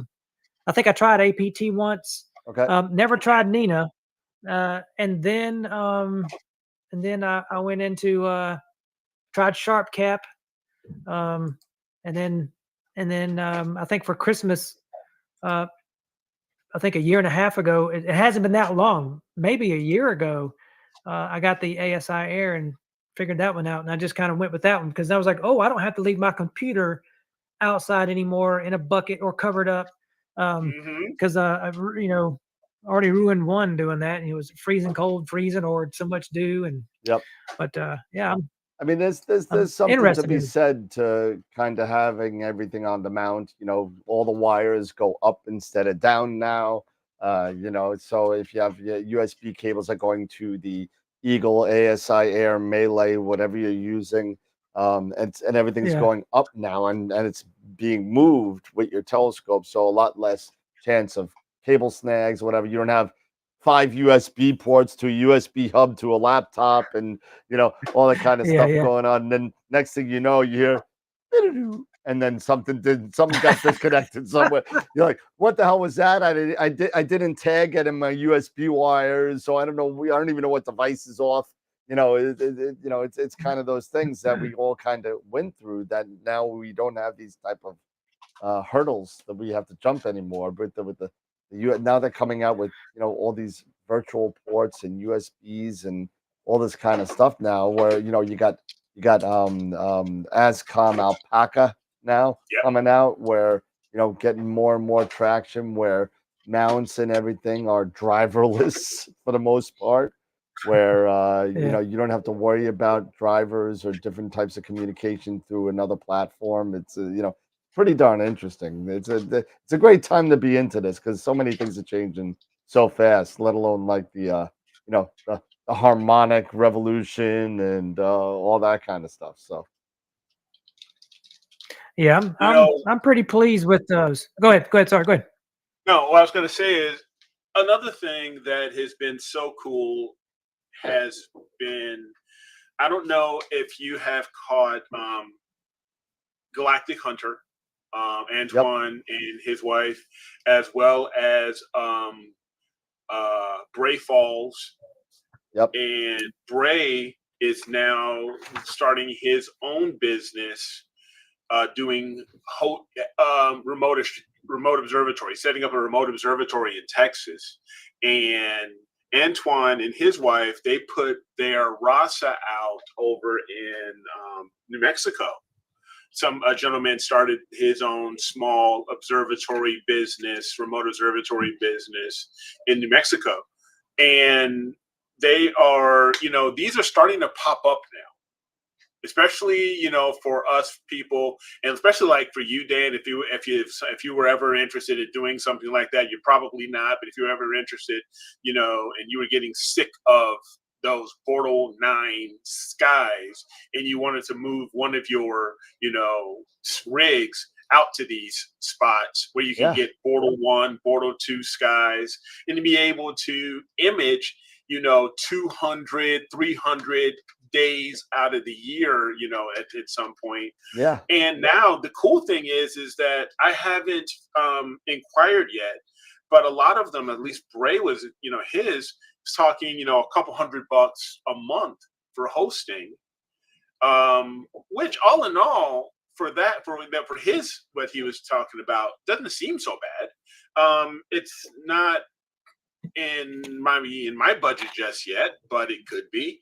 But it's just that when you are in these types of light polluted skies, now unlike you, Wilfredo, you're in much better skies even than I am. I mean, you're in a Bortle 4. I'm in like a Bortle 5, 6. Getting closer to 6. You're in almost like a 10. I mean, you may as well just call it a 10. See my face right now. I'm actually outside. Exactly. It's getting to that point when we're dealing with these issues with light pollution, and now you have LED lights that a lot of the cities are transitioning to because they're more efficient. But however, you can't filter out a lot of the light with our filters that you used to be able to, like with the sodium filters and stuff like that. But long story short, these types of businesses seem like they're starting to pop up and catch a little steam, right? They are, and there's a lot more now than there have been even 2-3 years ago. And a lot of them, because there's a lot of prime real estate in New Mexico that nobody wants. Exactly. You can't grow dirt in the desert. I mean, that's you can't do nothing there. There's no water. And to get water to there costs too much money to do. To get it from the nearest cistern, wherever that may be. It would just be it wouldn't be financially feasible to do that. Unless if you're like, somebody like, I don't know, the Branson that's flying people into space for no apparent reason whatsoever. Maybe he can figure a way to get water to the desert. But that being said, I mean, there are other, like you said, Bray Falls and others are starting to open up these things. I mean, it originally started with iTelescope and Telescope Live and SLU and certain other ones that are the bigger ones that are out there. These other guys are going to be popping it up to do stuff for people that have some disposable income to kind of hey, listen, you're going to take my scope and I don't have to worry about upkeep or whatever, and you're just going to open up on every clear night whether I do it or not. And and You just know? roll it back, and that because that's what they do every clear night, Yeah. no matter what. They open it up, whether you do it or not. It's open up to everybody, and if you're there, you just set it up and you go. Yeah. Wow. Because so much of like what a lot of us are starting to do now, even in our own backyards, with the ASI Air. But if you're starting to move to an Eagle and you're going to be using Nina and stuff like that, you all are already learning how to do remote astrophotography. Yep. You're already learning how to do it. Yeah. Yep. So it's now okay. The only difference would be now, instead of it being your rig being in your backyard, it's under a Portal 1 sky. Right. Right. And that to me has been one of these intriguing things that is starting to, like I say, catch some steam, that makes people, especially like myself and Dan, you, who are in more light polluted areas, an opportunity to put our stuff. It's our own gear. It's still our, it's probably still, it's our scope, maybe even our mount that we're just putting onto a pier now that they'll supply us, and they'll give us all these other extras and give us a fiber network connection so we can hop onto our stuff, and you just go. and you don't have to set up or break down every night. How sweet Every is night. that? And Yeah. and even if it's like $500 a month, right? Okay, it's 500. You know how much my storage facility costs me? $360 a month. So for an extra $140 a month, I could do it if I just get rid of everything in my storage facility. But I mean, but I mean, it's one of those things that, okay, you know what? I mean, I have now 700 credits in Telescope Live that I haven't even touched. I got a lot. I've been paying for it since we did that contest back in right. 2020. I've been paying for it every month. $19 a month, and I've been getting credits upon credits, and I have almost 700. And you can get like really good data if you're just doing narrowband stuff. Mm-hmm. I could probably get 20 hours worth of data with 700 credits. Yeah, wow. Under a Border 1 sky in Chile. Under Border 1 sky. Yeah, on a TAC 106 mm-hmm. and a FLI camera. I mean, so I mean, but there's a thing to be said about it being your equipment. The reason why I haven't touched it is because I have a thing about it being my equipment and my stuff, and then using somebody else's and paying for the data pretty much. I don't know. It's just that's just something that irks me a little bit, where I'm sitting there and like, okay, you know what? It's cool if I'm doing something that I can't get, like those Southern Sky targets, that kind of stuff. Right. If I want to get the Dragons of Hera, or if I want to get Omega Centauri, or if I want to get Centaurus, say, the Magellanic Clouds, or all that kind of stuff. I'm 52. What year? How old am I? What is it? 53. You'll I'm 53 be 50 now. Yeah. I'm 53 Oh, you now. have. Yes, right. You have jumped over there. That. I'm closer to the tomb than the womb, as they would say. Exactly. Exactly. And so the odds are slower and slower. Probably not going to make it, to down south. And if I do, I'm not going to make it with, a piece of equipment that I could I'll be flying down there with like maybe a Red Cat or a Sea Star or something, like that. But AZ, I'm sure some of these spots, they may have certain liability insurance and stuff like that. It's all insured. It's all insured, and stuff like that. But a lot of times, I mean, imagine I take like in your case, Wilfredo, you take your Sim 70 and your FF130 there, or your Rasa 11, you move it over there, you set it up, you make sure everything is done, you figure out how everything is going, they get you the space, and then you head back to your home and you test things out to make sure things are working, and then all of a sudden you don't have to worry about, am I gonna, because you're in this huge roll-off roof that's gonna give you, and sometimes you're like in this valley, where you can get perfect 360-degree views of the entire northern hemisphere, pretty much, And you Wow. can say, okay, now today I'm doing this, or today or tonight I'm doing that, or whatever. You're still running your stuff. Yep. It's just in a different spot. You still log in like I do it right now. I'll go in and I'll log into my Melee computer, into Nina, and do all that stuff, set everything up like I always do.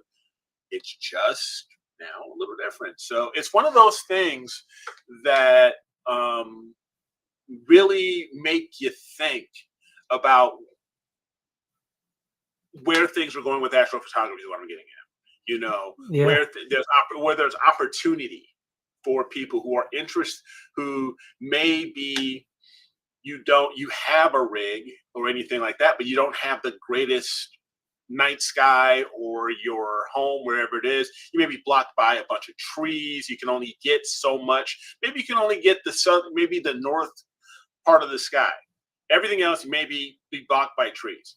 This way, you can, like I say, get that whole 360 and get all of those targets that you didn't think you couldn't get at your own home. Now you say, Yeah. and it's still your own stuff. Yeah. So if you wanted to, you can do something like that, and because it's your stuff, you can then enter that stuff into our Image of the Week contest. Yep. Because that's your gear. Yep. And just to let you know, as a little segue, the Image of the Week contest is up. The poll is up. Sorry, I got busy yesterday. Didn't have a chance to get it up and running. Well, whatever. Yeah, I'm not worried about you. So it is up and running. The first vote, the most votes looks like they're starting to get made. So go there, astroworldweb.com/ILTW. Yep. And vote for your two favorites. I'm going to actually bring and share up here who we have for view. So let me go there. So turn your screen. Maximize this guy here. So do not forget, get your entries in. If you are interested in having a shot at winning this $600 AstroWorld gift certificate, for if you win Image of the Year, get your entries in when we open up we open up the entry windows every Saturday. So again, congratulations to Dr. Greg Meyer for his Spaghetti Nebula. Yep. For last week. Nice. And this week for May 10th, we have two entries. We have the Needle Galaxy by Ernie Jacobs, and M81, M82 by Josh Kovac. Nice. So go ahead and do that. Get your stuff in there and sign up. So go. Get your, get out there, vote. And again, if you are feeling that you want to get your image, you feel your image, you feel good that I want to just give it a shot. Nothing hurts. There's nothing beats a failure but a try, right? Just try.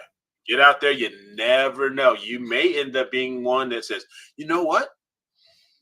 I got Image of the Week, and then you can move forward to Image of the Month. And then if you get Image of the Month, you already know you're going to be in the calendar for 2025.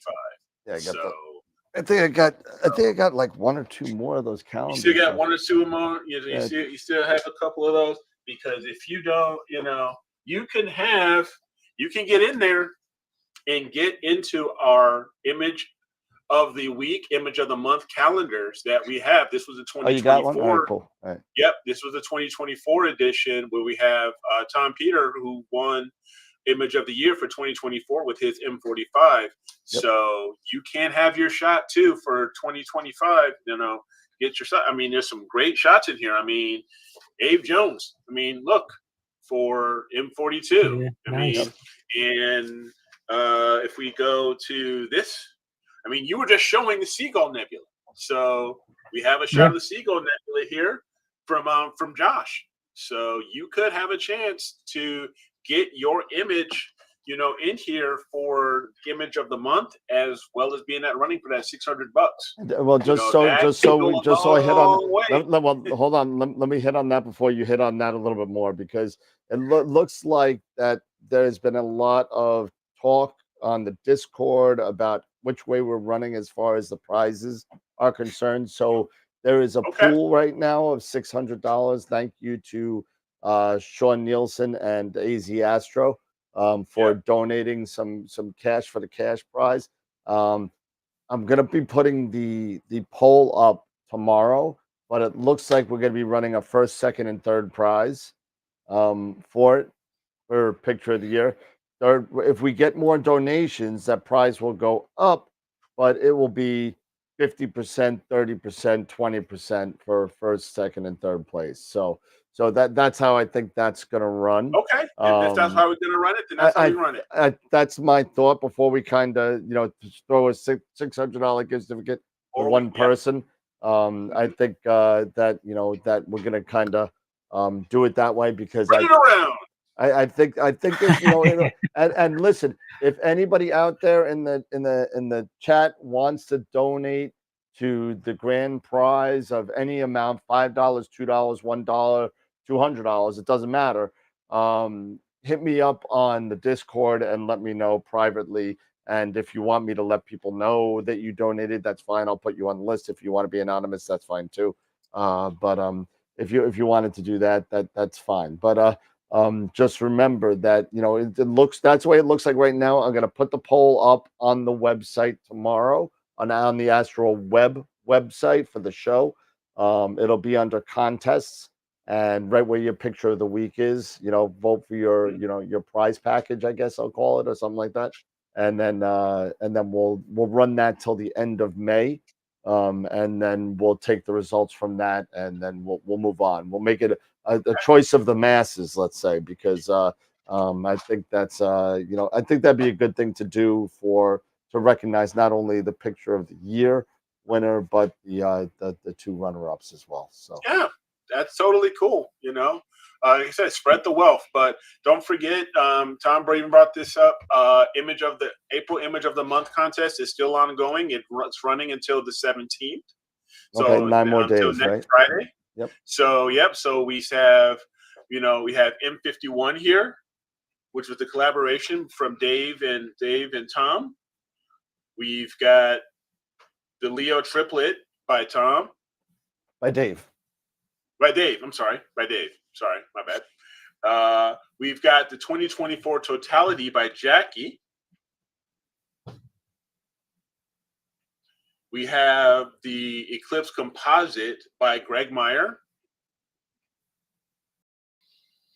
And we have Inside the Rosette in Detail by Jason Pellegrini.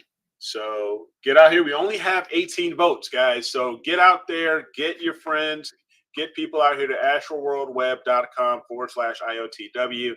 If you want to have your image, that you have here, or your choice of one of these images to move forward and become the image of the month for April, get out here and vote.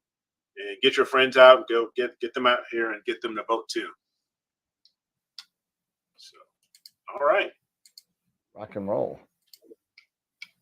All right, cool. Some good looking images. Yeah, some really good looking images. So absolutely. That's awesome. All right, so I actually looks like next Wednesday we're gonna have Alan Mitchell on. It looks like he's feeling better. Good. He actually canceled, so he confirmed with me today. He confirmed with me, but we'll see. Yeah, hopefully that doesn't change. So that will be our next guest on Wednesday night. But we really appreciate Wilfredo, for you coming down and hanging out with us for a couple hours and showing us your journey and your travels in astrophotography, and learning a little bit about you and your channel and your website. I've been flashing your join Wilfredo's Astrophotography on the bottom, and popping your website in the chat. So hopefully you get a little traction there also. So, but it's been great having you on. Thank you so much for chilling out with us. Thank you for inviting me here. It's been a pleasure, and thank you to everyone who's watching. And please go check out starwalking.org and hope to see you out there. Hopefully, going to go to a couple star parties this year. Try to venture out and do some outreach and definitely start tuning into the show and hopefully come back here and be on the show again one day. So it's been a blast and a pleasure. Are you going to Spruce Knob this year, maybe? Because I might be going there. Honestly, it's still all new to me what's out there. So I'm still trying to research where things are and what's going. Mainly I just hear about them by watching other people's YouTube about, I went to this star party or I went to that star party. So I'm just trying to find out what's going on at what time of the year and where to try to be able to put in, take off from work and travel to it. Yeah, I'm supposed to go to Cherry Springs next new moon, actually, which is June 6, 7, 8, or something like that. That whatever that weekend is. I got to talk to some people. We were looking at dropping an RV in Cherry Springs, but there might be a little kink in that plan. They want a really long time for cancellation. Like earliest was a week. The normal was 15 days, and I'm like, I can't cancel within 15 days, man. What if I'm not going to sit there and just to go. I'm going for a star party. I'm not, if it's raining, I'm not going, and how am I going to call that a week in advance? It's not an easy thing to do. So that may be not, I may be just going during the day and hang out at night and go to the hotel room and go to the talks and hang out with some people and do that kind of stuff. I'm done with the standing outside till 5 a.m, freezing my butt off. I'm done with that. I did that last year. Last year was the probably last time I'll do that without some sort of. I'll buy a teardrop or something and put it on my RAV4 and do something. But I can't do that anymore. I'm getting too grouchy and too old to do that. I'm just. It's not. I know that feeling. It's not fun anymore. It's not like when we were 20. We're like, yeah, we'll go get some hot chocolate at the place. Oh, damn, they're closed. All right, that's okay. I got some Doritos in the car. That'll warm us up. So it's like it's one of those things that's just not. It's just not working for me anymore. It's just not doing it anymore. even in the middle of June in Pennsylvania, it drops to like the mid 40s at night, and it's cold. That's cold to me. At mid 40s, when it gets cumulative as the night goes on. The later it is, the temperature may not drop, but it still gets colder, and things start getting wet and dewy. That's why I have a camper. What?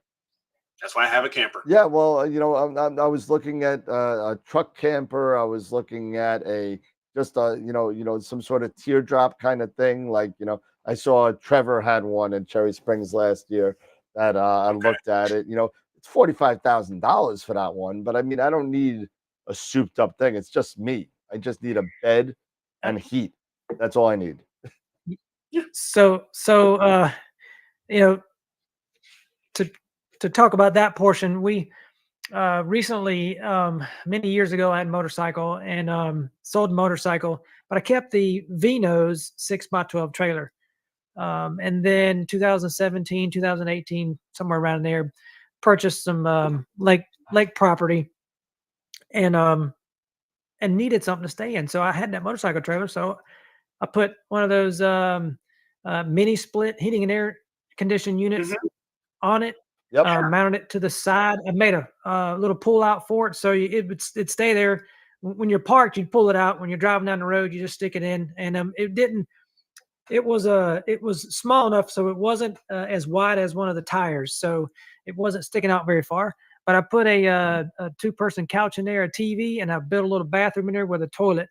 That worked well at the lake. And then brought it over here, and then we ended up selling it. And then started doing more of this astrophotography stuff. And I'm like, wow, that little camper thing would have been great Yep. to take to go to someplace.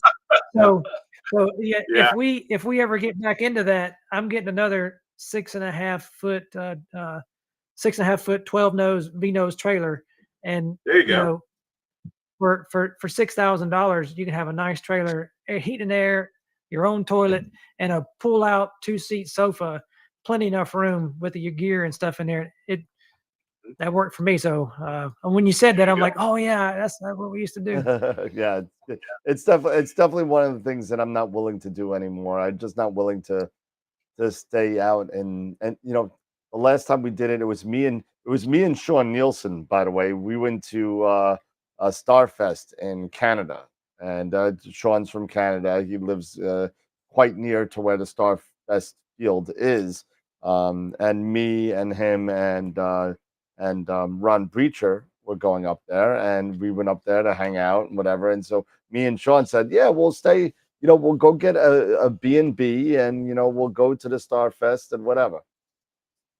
So we went there, and, Sean's got his Gear 60, a small kind of, 60 millimeter refractor with the HEM15, and I got my FRA 400 and, my Pegasus, and just, why I was doing like, what was I doing there? I was doing the Seahorse up there, and he was doing something else.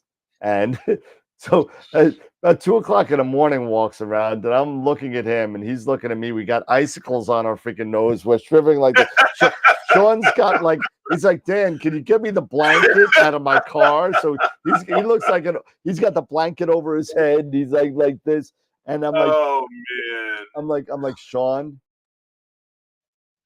we are way too old for this shit. We're just way too old for this. I will never do this crap again. I swear to God, it's not happening. I said, Sean, you know what? This is what we're going to do next year. I'm going to Starfest this year. I'm actually a sponsor for Starfest again. And I'm going up to Starfest, and this is what we're doing. We're going to go during the day, and we're going to go to the talks and hang out with the people that we want to see, meet, schmooze with, whatever. Then we're going to go back to Ron's house, and we're going to image at Ron's house and drink beer until we pass out. And that's what we're going to do. And that's what we're going to do. So I think that's the plan for the next Starfest 2024. So it's going to be a lot of fun. So it's going to be definitely a lot more comfortable than the last one. Wilfredo, I'll tell you the story about the whole travesty of the Airbnb in Canada. I won't subject the people that are listening to us to it, because they've heard the story probably 15 times in the past year. But it was a pretty big disaster. We'll just leave it at that. One thing, Wilfredo, that I want to share with you, I put it in the chat here, but I had to break it up a little bit because of, I can't put the URLs here like Dan can. But if you go to, if it's in our chat here, it's go-astronomy.com / star-parties.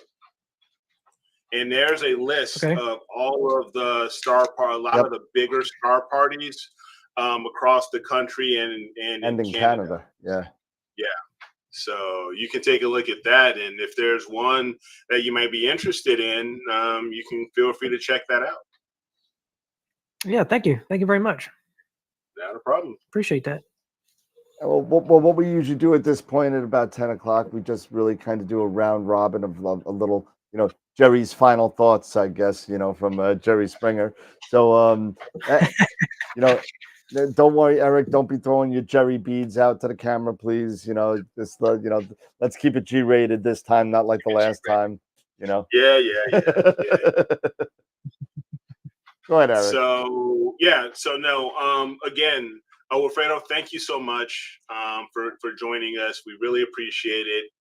Congratulations on your journey so far. Wish you all the best. And continued success, on your journey, moving forward, as well as with your YouTube channel. And do you have a website as well? Or yes, do it up there. What is that website again? Starwalking.org. Okay, very good.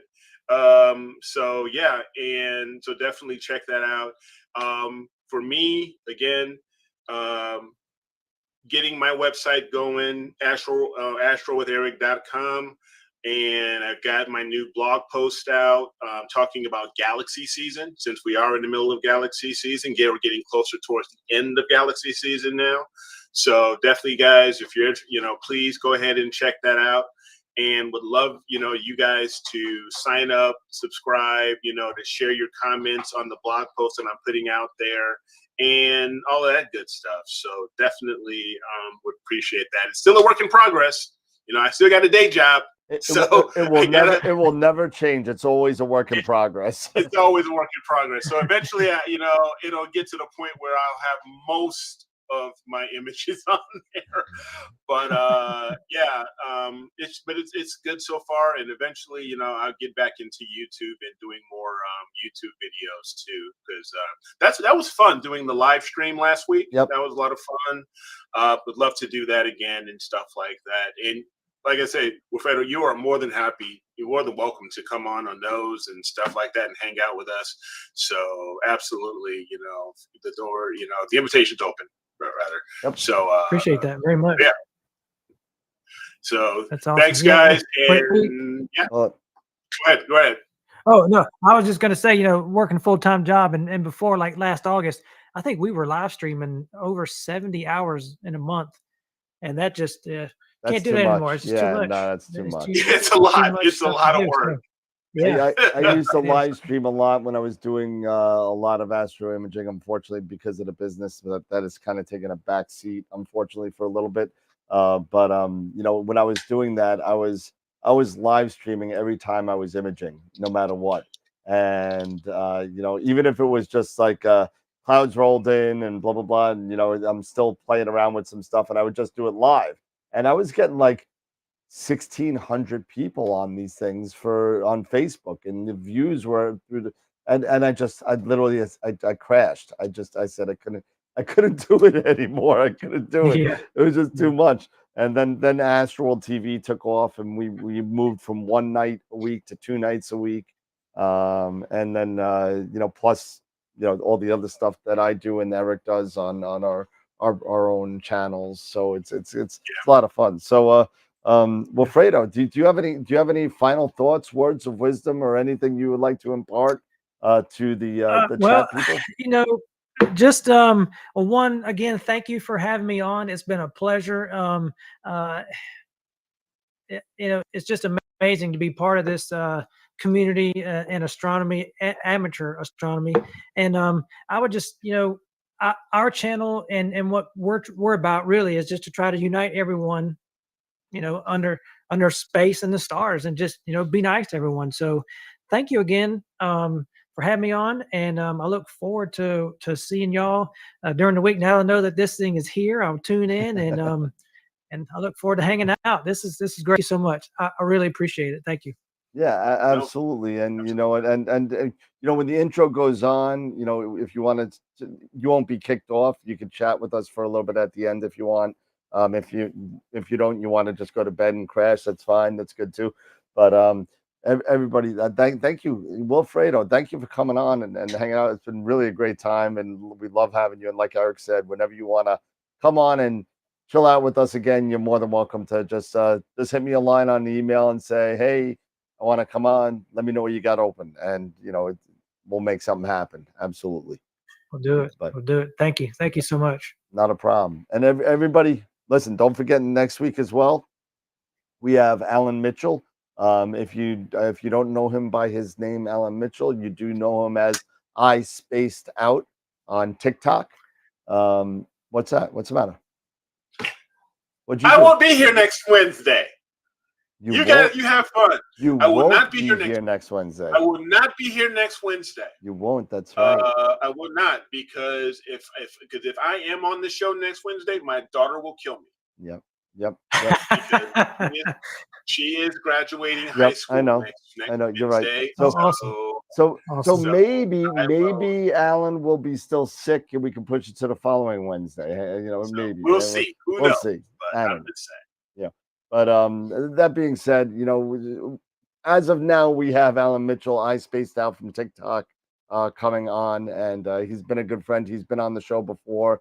Haven't seen him in a while. It's gonna be really cool to catch up with him and hang out and see what he's up to. Last time we had him on the show, he got like a massive rain squall came in on his observatory, and he had a lot of damage, and it was kind of messed up. Ooh, but yeah, it was not fun.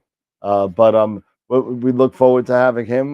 This Friday is beginners night again, 8 o'clock on Friday night. We'll also be doing another picture of the week, so make sure you vote for your picture of the week. You know, we need those votes. We're tired of seeing these lame 21 vote weeks. I mean, this is we were up to about 60, 70 votes at one point, and then it just, Neve happened and everybody stopped voting. So let's get it back up to above 50, and tell your family, tell your friends, everybody vote. Get your pictures of the weekend, and vote for the one you like. So that being said, everybody have a great night. Have a great couple of days. Enjoy the rest of your Wednesday if you're on the West Coast, because you're probably just having dinner about now. And everybody have a great night. Again, Wilfredo, thanks a lot for coming and joining us tonight. We appreciate it. Thanks so much. Thank you. Pleasure is mine. All right, everybody. Have a great Wednesday. And remember, as always, to keep imaging, keep educating, and clear skies. And we'll see you Friday night, everybody. Have a good night. Later, Take care. guys. Later.